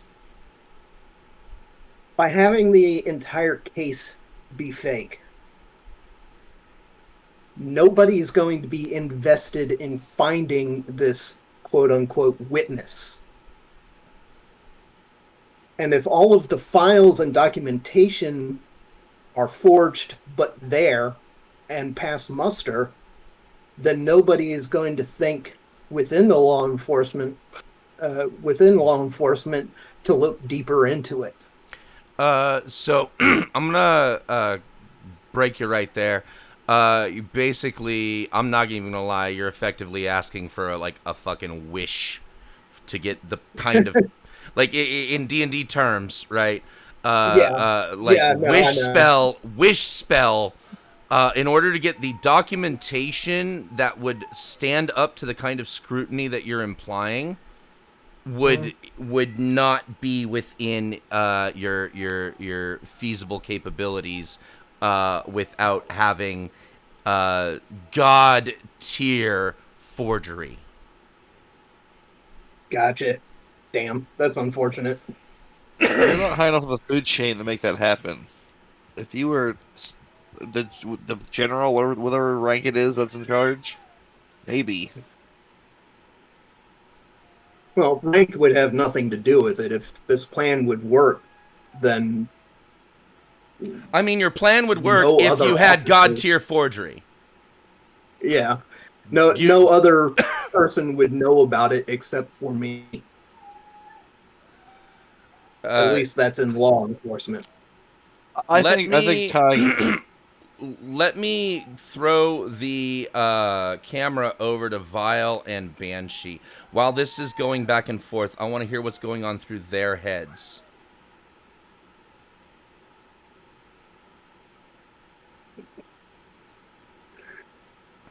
Start In my head? Yeah, let's go. Without saying anything out loud, Yes. I'm debating how badly I want to write a story about this and publish it. Oh my goodness. I mean, are you talking about Beautiful. you as Terra or you as Vile? Vile Violet's wondering, without naming names, if she can put like an anonymous thread in the Oh, ether about some things going on. sorry, but she realizes that's media stuff. counterproductive. Sorry, yeah. Yeah. She I was realizes like, that's are you asking my permission to counterproductive. write a book on my story? Is that like that's a different conversation, babe? No. Vile Violet is not just a rocker boy anymore. She is also a media now. Right, and right. things that are worth publishing are interesting stories, and this is a really fucking interesting story. It is. Yes, it is. So let me remind you about how media stuff works. If you're putting the story together, the credibility of that story is based entirely on you do a credibility roll, and that credibility roll is the more evidence that you have to support the story that you are trying to tell, the more believable your narrative is. You get a bonus for adding one piece of you get what is it, if I recall?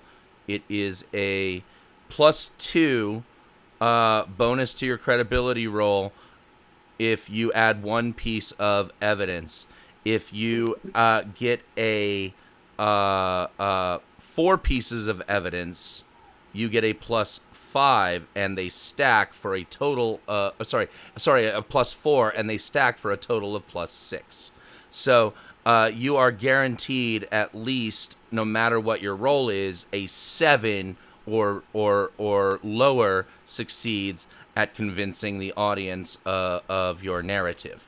So that's how media works, and when we actually get to the point of constructing your story, So this is the part.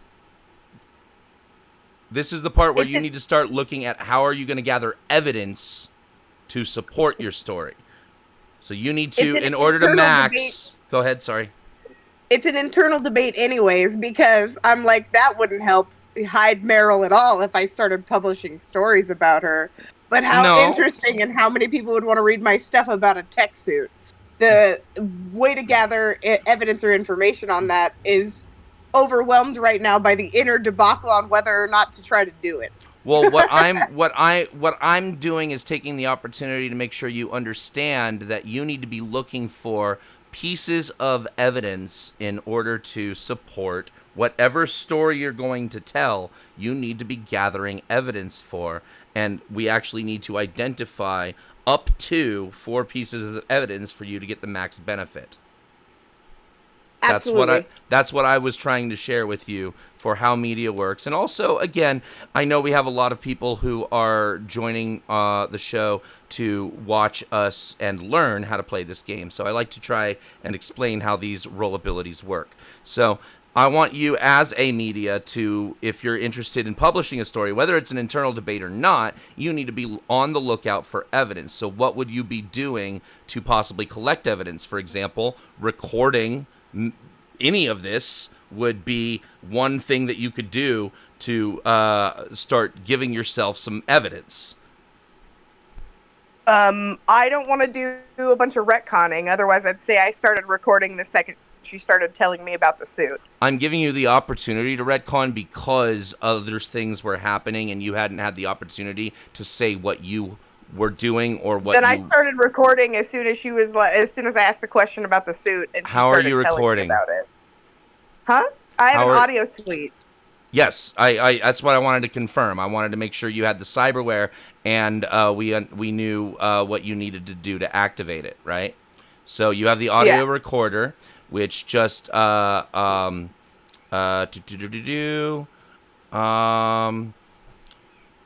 yeah, it just always records what you are hearing. Basically, actually, with an audio recorder, you have to tell it not to record if you don't want it to record, and then you have to manually, at the end of the day, or when you're processing your stories, purge the data that you're not going to use. Exactly. So actually, that is something that, again, there's no retconning even necessary. You having that, you automatically are recording the audio of all of this conversation without anybody knowing or paying attention to it. I actually believe, if I'm I not didn't know I was mistaken, always recording. yeah, that audio recorder is no action required. It just happens. Banshee, if I'm not mistaken, you also have an audio recorder. No, you have an audio Vox. You have an audio Vox. Okay, so never mind. So you are not automatically recording. But anyway, so now we know Violet is currently recording everything, or at least the audience knows because nobody else knows this. Banshee, what's going on with you right now? With all that has happened so far since sitting down and then Legion's going into this long diatribe, you've been quiet so far, and I want to give you the option to have reacted to anything that you have heard so far up until the point where Legion and Yam started going back and forth about this idea.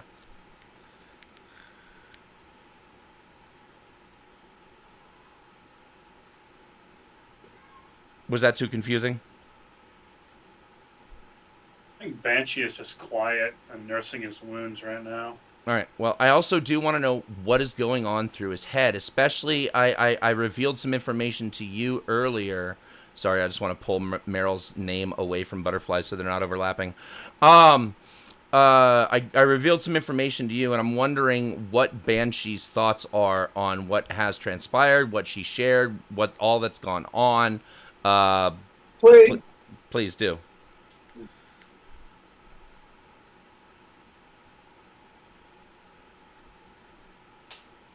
Hello? Yeah, what's going on? I heard a yell, please. Yeah, that was me. My mom was talking to me. Sorry, got it. Mike, got it. Banshee, so yeah. That's all What are right. your thoughts about all that has happened since what Meryl shared with you?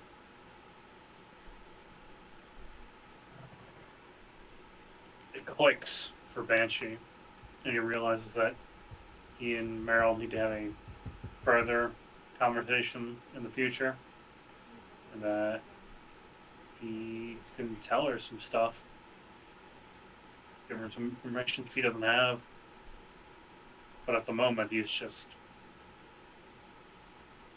reeling from the fact that he came that close to going down. That's fair, but I want to ask a more direct question even. What is Banshee's current connection to Meryl so far? Not necessarily the connection that has been established between them, but the connection that he feels and or wants to establish. I kind of want to get into Banshee's head a little bit. If you want to keep some of that close to the chest, by all means. But I want to know that too. I want to know if you're still muddling over it or if you already feel like you have something here. Oh, absolutely. Banshee thinks of Meryl as a little sister. Yeah, that's kind of what I wanted to get at. Is like how does Banshee feel about this person? Oh, Banshee sees her as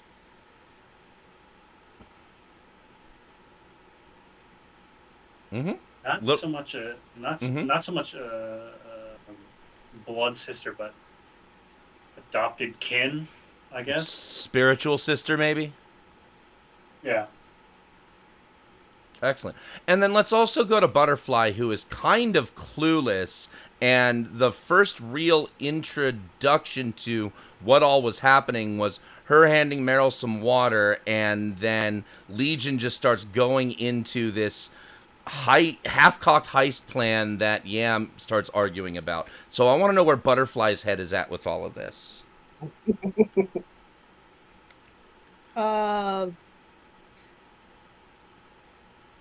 for the plan that they're arguing about, Butterfly's ignoring that. She's not trusting any plan that's coming from Legion right now because she doesn't trust them for half a second.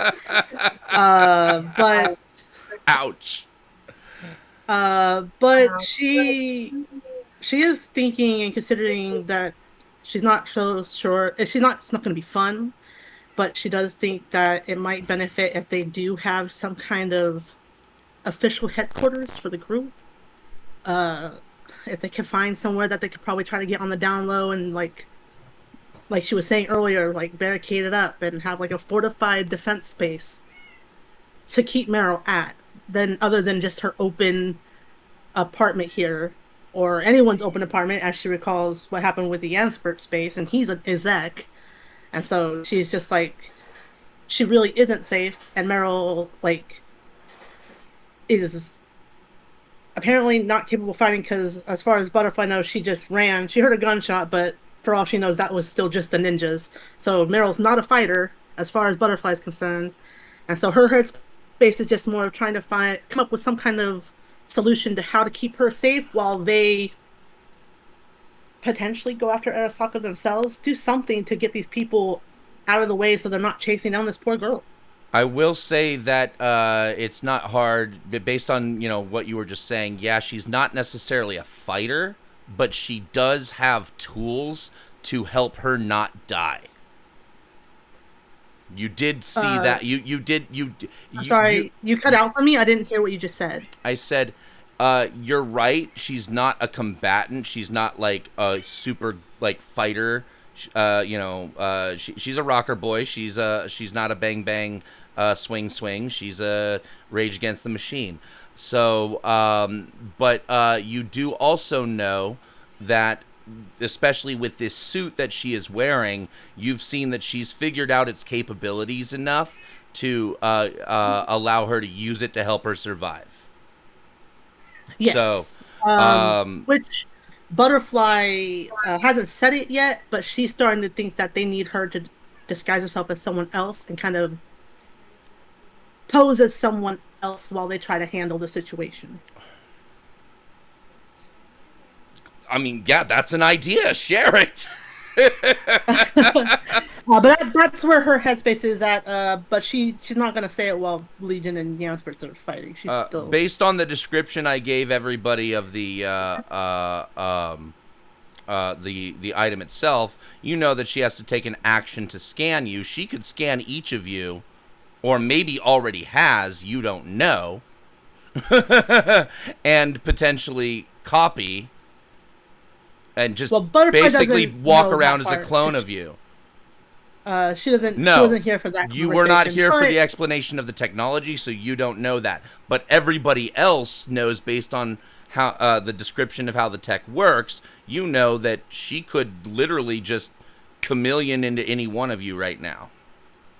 Yeah. So I think while Legion and Youngspurts are going at it, Butterfly would just kind of mutter to her, "We still need to flesh out a full plan, but you're probably gonna have to pose as someone to help us misdirect people from finding you. I don't think you get to have the comfort of being Merle for a while." So this is when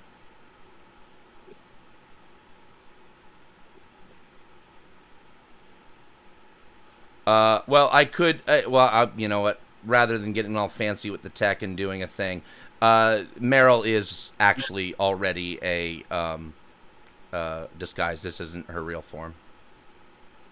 This is not her true face. It is a disguise. Mousy is the true, like, if she had absolutely, whoops, wrong keyboard. I start typing into the wrong keyboard. Sorry. Right now I have Mousy's token as the Cyberknight suit itself. But yeah, so, if she were to have absolutely no, disguise on whatsoever, this is what she would look like, which obviously looks very, very ambiguous right now, and it was meant to. It's basically Meryl in the suit, but you know what I mean? She already is using this. What I'm trying to get at is she is already using the suit to look different than she actually looks normally, and she kind of just flashes. I'm doing the wrong keyboard again. This is doing the multiple multiple devices to run all this stuff at the same time. I'm hitting the wrong keyboard. Anyway, so she just kind of does a little flash of the suit to show you she already is looking like somebody else. So in other words, I don't think you understand me. No. I No, do. no, I Oh, go understand ahead. what you're saying, and I understand what she's saying to Butterfly. Butterfly's responding to her response. Mhm. I don't think you understand, honey. You've used up Meryl. Meryl Yeah, is no. longer useful to you. You need to choose something else. Which is exactly kind of what I was about to say the same to you. Yeah, she kind of realizes that at the same time. Yes, she does need a new shape. And but she was just showing you, like, she's not actually even Meryl. Meryl was an alias. Meryl was a disguise. Mousy is her handle, but she's been going by Meryl for a bit. Mousy is the real her.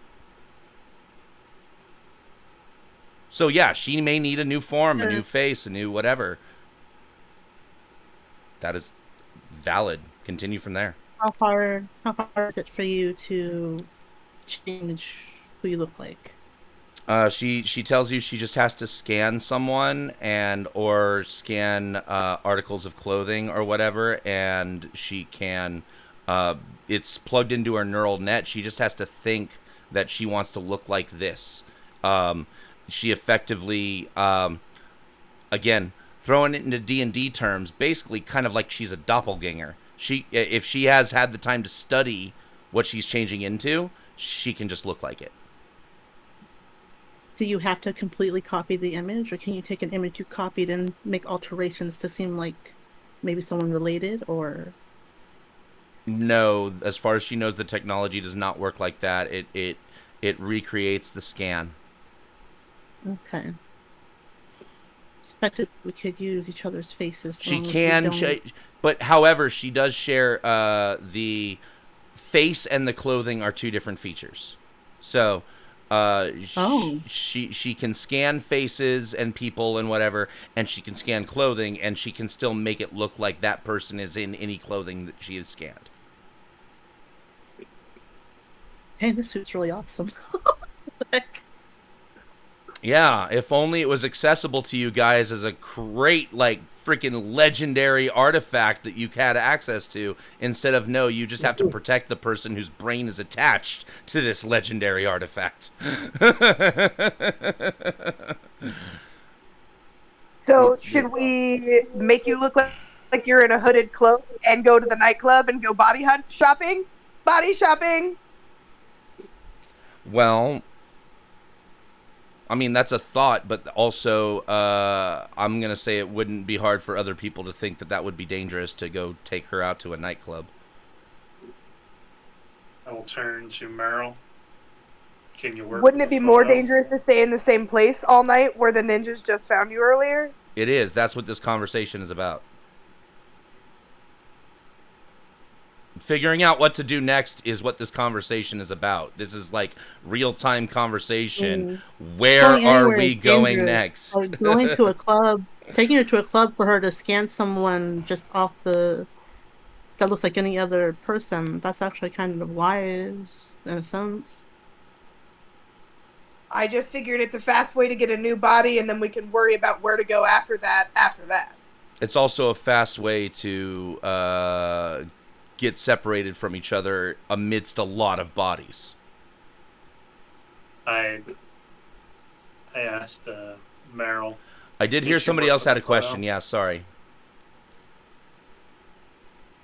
Go ahead. Repeat that, please. Does the suit need to scan a full person, or can you work with a photograph? As she said before, using the suit's abilities are eating away at her. The more she uses it, the more she is putting strain on herself. She's afraid if she uses the abilities too much, too many times, then, you know, it's eventually with this fact that it's fused to her neural net that this is going to drive her cyber psycho. So going around and just scanning a bunch of bodies at the club, that's a sure way to just turn her into a frickin' vegetable. Well, we're not trying to do that. But Just can one. she scan? But like Banshee asked, can she scan a photo, or does it have to be a person? Oh, sorry. Can she scan a photo, or does it have to be a person? Yes, it can be a photo. However, if it's only a face photo, she can only recreate the face. Full body, she can recreate the full body. I will reach into my coat, pull out my wallet, and produce the last photo I had of my mother before she disappeared that night in Arasaka Tower. Oh, shit.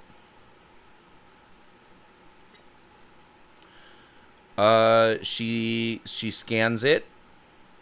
And hold on, I got to adjust her humanity.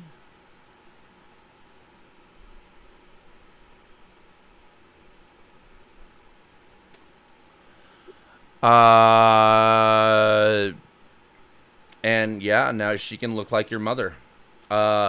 Here's what I'm gonna ask you to do. Give me either. I know you're good with the tools too. Either give me a description or give me an image, and I will be able to swap that image in for her when she is using that disguise. Obviously not tonight, but for next session and beyond. Will do. Do you want to make it, or do you want to send me a description? I'll make it. All right, sounds good to me. I'll turn to her and say, nobody. Fantastic, love it. The only person that knows that person is dead is me. So, it should be a good identity for a while. That is, at the very least, an identity that nobody else knows, so it's going to buy you some time. This is a good strategy. I'm throwing that out there, no roll necessary. If it's someone you know personally that would generally be around you, it might be best if she also stayed with you now. Or we can find her her own space. I will say that the with this the logical conclusion, I already shared this with you before, so I'm just going to reiterate it, is that you guys need to find a base of operations, a safe house. It can't be... Presume any of your homes are burned.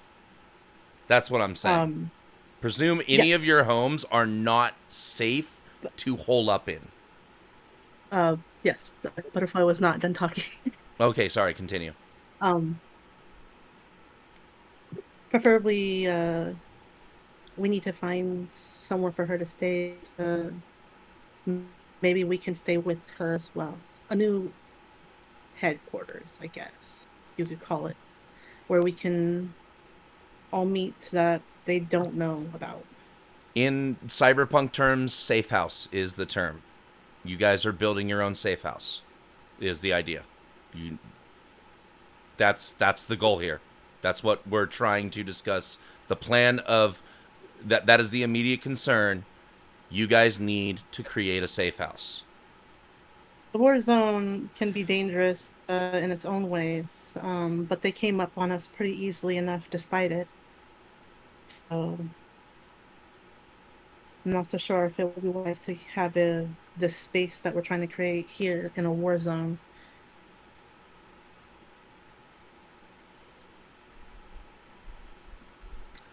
But if they come up on us, wherever we try to set up, nobody's going to ask questions if you're fighting people in the middle of the war zone. You I might ask will questions. So, I will just to reiterate in terms that maybe again both the rest of the party or the rest of the crew and maybe viewers might be able to relate better to. In D&D terms, we are beginning season 1 with you planning on how you are going to start building your own base of operations. Season 2 is starting with y'all planning the Cyberknights base of Butterfly, operations yes, and Butterfly is in game terms. saying that the safe house is probably she uses safe space because there's technically no safe space. But the safe house could technically be beneficial in the war zone because no one's going to ask questions if they're trying to fight off Azaka people here. She doesn't know about any other if they're like, I don't know, in the university zones, the green zones essentially, people might get in the way if they're trying to cause trouble with the Azaka's trying to cause trouble for them. So to avoid speculation, yes, where you decide to establish your safe house is going to be important, but but learning about how it's going to be important is going to be part of establishing the safe house. Yes. Do you know what I'm saying? You guys need to do some investigation. That's kind of what Butterfly's trying to prompt. Like, she knows somewhat of the war zone that people don't ask too many questions about if you're fighting out in the middle of the street and stuff. Other people live in other zones. Yeah, and I'm to be also very clear, this is also going to be part of how I'm going to start drawing in a bunch of the different factions into the story, the different elements of Night City. We're gonna start getting more deep into the lore this season. We're gonna start getting more deep into the geography and the gangs and the politics and all of that stuff this season. Oh, thank you. Look, I see. Man, I look forward to introducing her in next week. October just sent me the image for his mother's picture. That's great. Thank you very much. Sorry, that was my own little distraction. Just appreciating your art there, guy. Also, because I had Discord up right when you sent it, because I was trying to bring up an image. So, yeah, figuring out where you want to do this is going to be important, and who controls what areas is going to be something you might want to consider as you're figuring out where to try to establish a safe house. So I've shared that with you guys, and I'm going to leave it up to you what you want to do with that information I just gave you. would Butterfly know what gang is in charge of the war zone that she's living in? Little Japan. Little Japan currently is Tiger Claws. Okay. Um, is it well known what the Tiger Claws' relationship is like with Arazaka? Um, I would say the gang the gang's relationships with corporations are always give and take. Okay.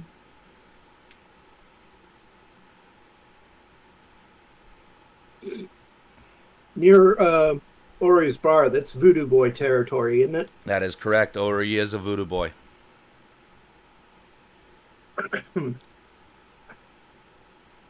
What about there? As far as I know, none of us have made any enemies of the Voodoo Boys. So far, that is true. In fact, throwback to, and I know we didn't acknowledge her absence, but of course, Lovelace is no longer with us, and but Lovelace did actually do work for the Voodoo Boys with the crew. Sorry, not with the crew. For her own personal gain, it was one of her gigs that she did when she was hustling. She did a job for the Voodoo Boys, and so that was something that's just over the table knowledge, not necessarily something the crew did to ingratiate themselves with the Voodoo Boys, but yes, there has been some interaction with the Voodoo Boys in the past. What about there? We haven't made any enemies of them. From what I understand, as gangs go, they're pretty powerful. I will also say you've all dealt with Ori enough to realize that if you're hiring him as your fixer, he's not going to betray you. But that would be you are hiring him as your fixer.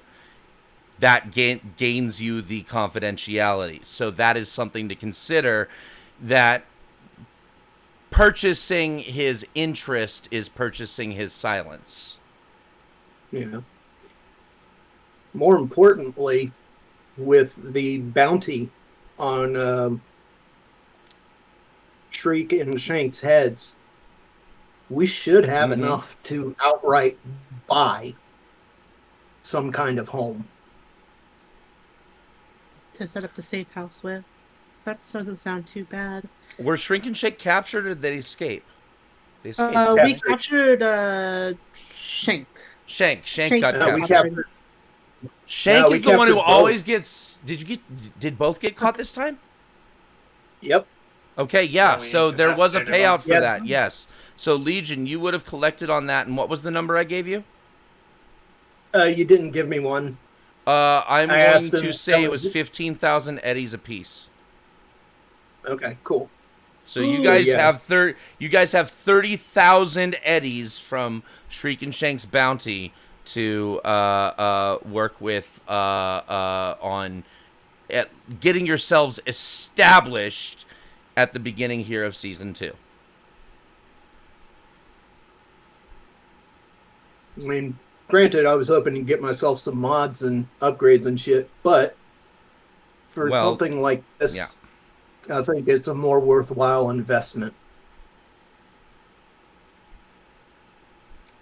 But what you are doing with that money, where that money is going to, I feel like a lot of that is going to be an in-character chat, off-the-table conversation, and we will see the results of setting it up next week. So let us figure out what other information you guys feel like you need to establish before we get into the outside-the-table conversations. All right, sounds good. So,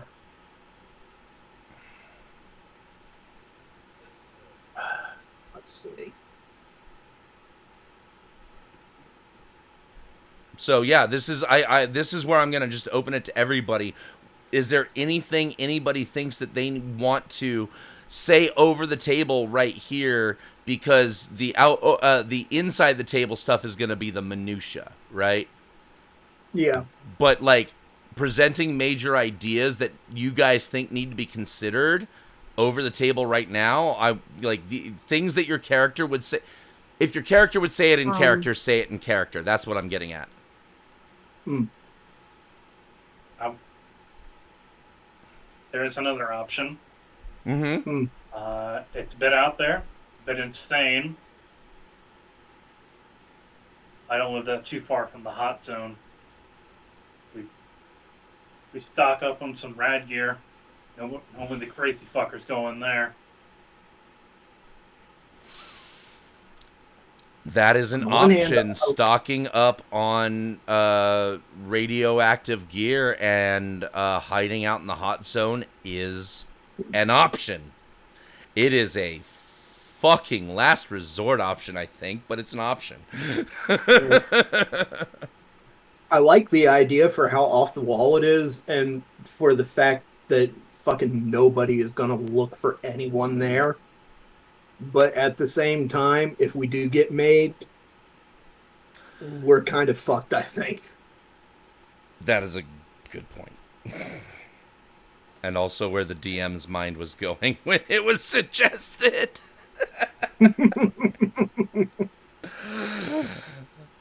Yeah. Ori's area sounds like a good choice, but maybe we should also look into where we might have other fixers, I suppose you could say, that we can hook up with other games. I'm sorry, I just thought of a really funny joke. Banshee really wants to melt some faces. That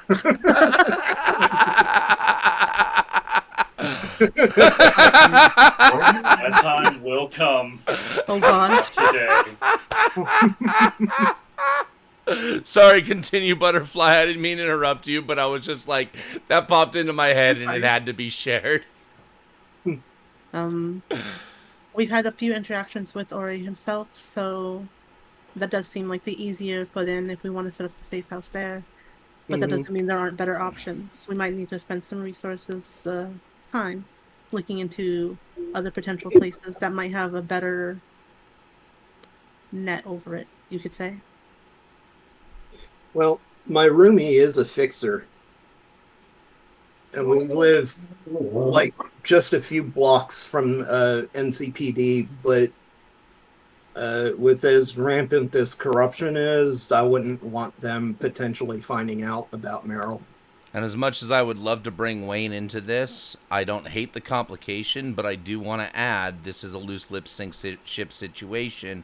As I said, the more containment you have, the less chance there is of a leak.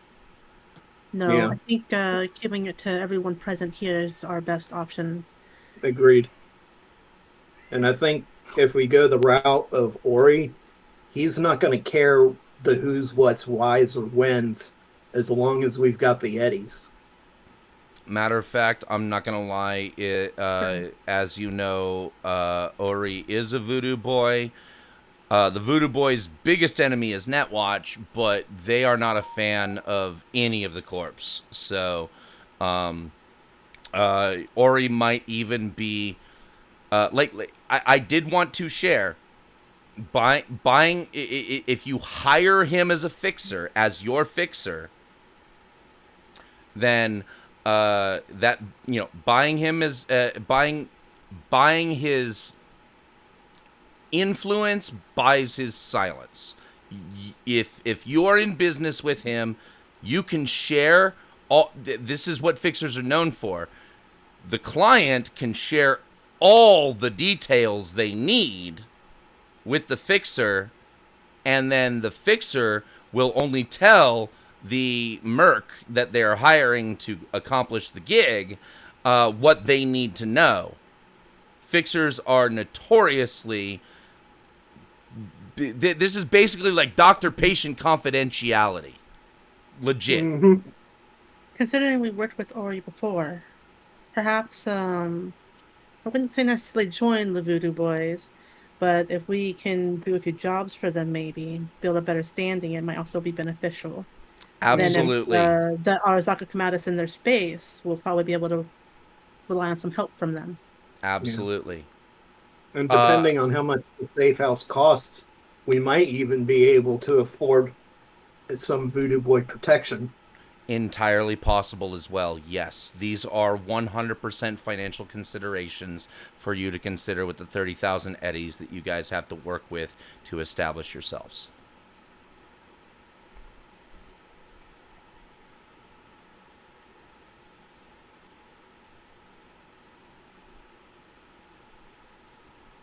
The wheeling and dealing we'll do next week, but I want you guys to be as secure as you feel you need to be here in the session, so that it's only the minutia that needs to be discussed off the table, so that we can just dive right into making shit happen next session and establishing our new connections and establishing your guys' safe house. That is going to be the next episode, is the Cyberknights establishing their safe house that they got from the from all the guys that man, I feel like an asshole how I just stuttered through the shit out of that. Yeah. Again, I want to note, is there anything that you guys feel like you need to discuss as a group here over the table?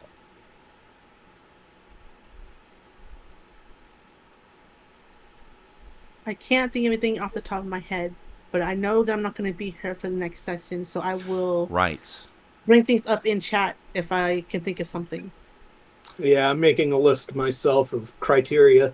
Yeah, this is where we're kicking season 2 off, is y'all establishing your own safe house / base of operations, etc., for how you guys want to proceed, and I'm gonna be throwing together that building, so to speak. y'all are getting your keep in D&D terms, right? For the start of season 2. I should say that if we get a cryo system or a brain dance system set up in our safe house, I do know how to utilize these things to help out as well. All right, well, so equipping the safe house is different from establishing the safe house, but yes, those are also things that you want to take into account. Actually, no, let me take that back. Let me roll that back. Go ahead if there are conversations about equipment and you guys decide on equipment, and then whatever the cost of setting that stuff up would be rolled into the cost of what you're paying Ori to get you set up. Tracking? Mm-hmm. Yeah. Because it sounds like going with Ori is the group decision, yes? Looks to Jansper's file and Banshee.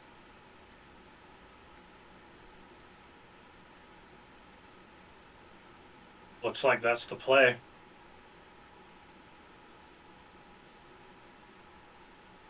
All right, so I'm going to start working on getting you guys set up a safe house in Pacifica. We're assuming... we're not assuming. I've already told you, you pay the fees. You're getting the setup, right? Eddie's walk and bullshit talks, or Eddie's talk bullshit walks. That's the one I meant. Hey, I am a little bit into my own whiskey on the rocks. Thank you very much. It's the end of the session. I can have a little sip. Yeah, there you go. So, so you guys are planning to work with Ori to set up a safe house. We've already established that Ori hired as a fixer. You've got a history with him enough to establish that, yes, he would take you on as a client, and that anything you share with him is safe and secure, as though you were sharing it with me. Well, you know what I mean. Any other questions, comments, concerns that need to happen over the table before we call the session tonight? No, I don't think so. All right, so I do want to reiterate, equipping the safe house is going to be included in your final fee to Ori. So all of the minutia of that can be handled in character chat. You guys can have your conversations. You guys can ask me, hey, how much will this cost? How much will that cost? Blah, blah, blah. We'll figure out the figures, and we will figure out exactly what your safe house is going to look like after your interaction with Ori. So basically, the audience is not going to witness the setup with Ori.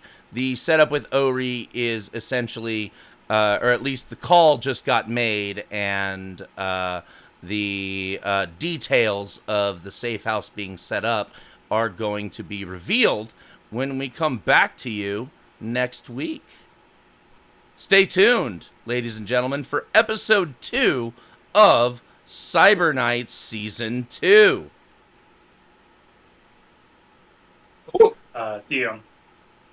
Oh, yeah, do you got something? Sorry, did I hear DM? Yeah. Go ahead. There are going to be a few days of downtime between us getting set up and going into the Yes, downtime. There will be a few days of downtime between the call you just made to Ori and getting established into a safe house, but not many. This is one of those things that kind of has to be happening quick for a lot of eddies. You know what I'm saying? Essentially, I'm just going to throw it out here.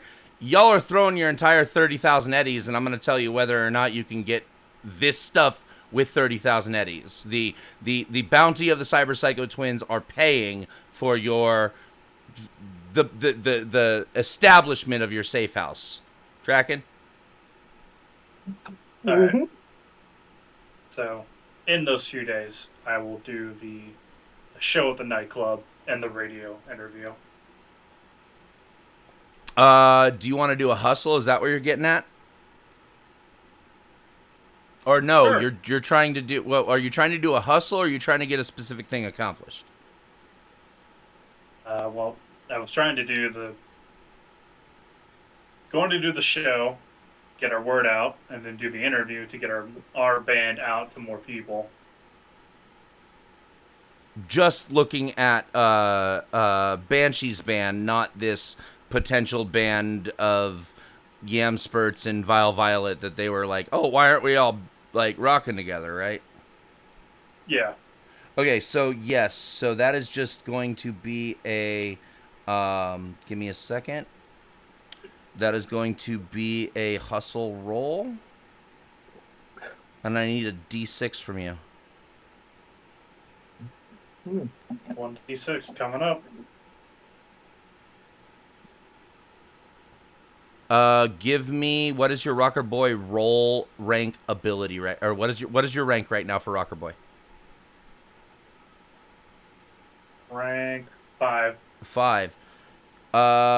You play a small local gig and earn 300 eddies for yourself. That is your cut. So the band gets their own. The rest of your bandmates get their own cut. Your cut for the hustle was 300 eddies. Is there anything anybody else would like to? Let's go ahead and roll out a hustle, because all of you guys are trying to make a little extra scratch for yourselves, because your big bounty just went into establishing, what's going on here. So I'm going to allow you guys all a hustle roll for individual eddies. Remember, your hustle roll is always going to be the last rank, or the last roll you ranked up. So if, for example, you started as a rocker boy and have just recently added 4 ranks of media, you're doing a media hustle, not a rocker boy hustle. Tracking? Yes, sir. Mm-hmm. All right, so Legion, you are, what is your med tech, right? Was your most recent? Correct. What's your med tech? And that's at level 4. Level 4. So you rolled a 2. you, as a medtech, whoops, there it was, medtech 2, you sold cyberware from a failed medical case for 200 eddies. Cool. And then who's next? Everybody's getting a hustle, so let's get a roll from everybody. All right, Butterfly, medtech was your last rank, or did you go into tech? Yes. MedTech was my last rank, and I am rank 8. Rank 8. Holy shit. Rank 8, 2. You also sold cyberware from a failed medical case, but you made 600 eddies off of yours. I don't know why you're doing a credibility roll, but I will also tell you that this VTT handles credibility rolls incorrectly. So I totally wasn't sure what I was supposed to roll, but I was like, he said it has to do with media. you're rolling a D6. Just a straight D6. My bad.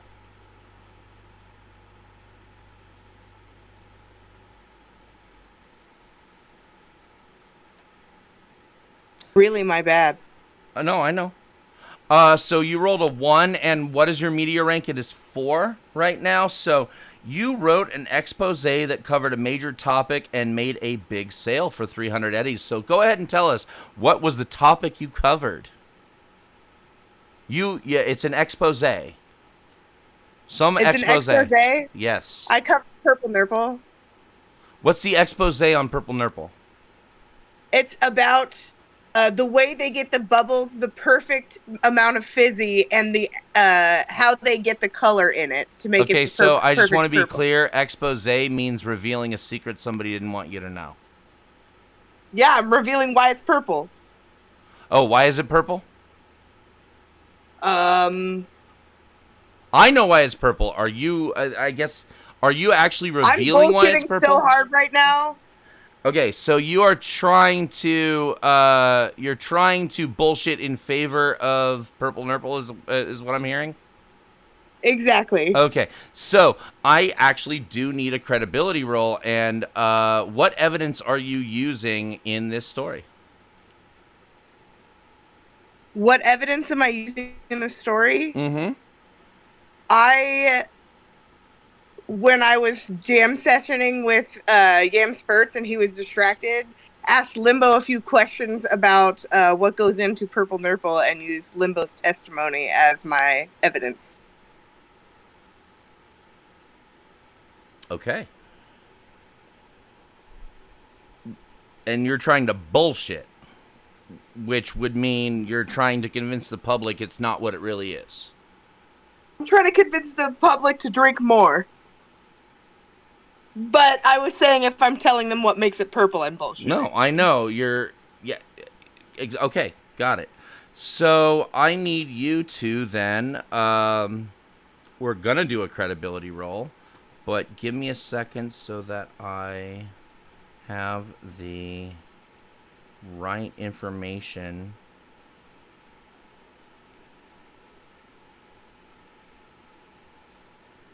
All right, so you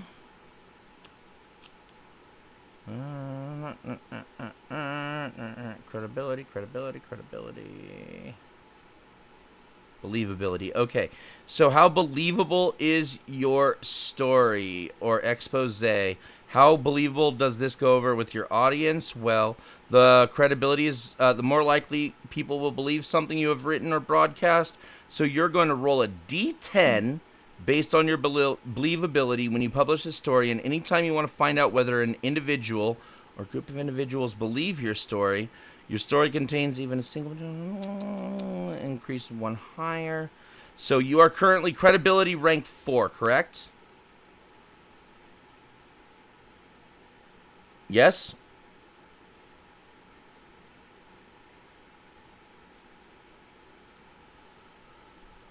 Hello?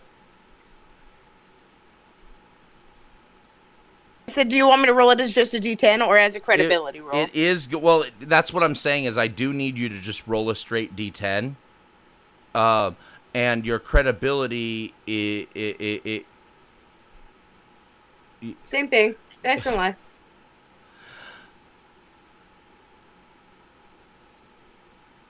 Right, no, it's not the same. Well, I mean, you got the same roll on the die, but the credibility That's what roll, I mean. the credibility roll, the VTT adds your roll rank, and it's not supposed to because media credibility works different from all the other roll ranks. So So you're I can't 6. use luck on this roll. You cannot. Absolutely. Media credibility is one of the roles. There are a couple, not many, but media credibility is one of the roles that cannot use luck. Also, loyalty roles for execs are one of them. Anyway, so you have a credibility rank of 4. Your base believability is a 3 out of 10. That means you need to roll a 3 or lower for your story to be believed on a D10.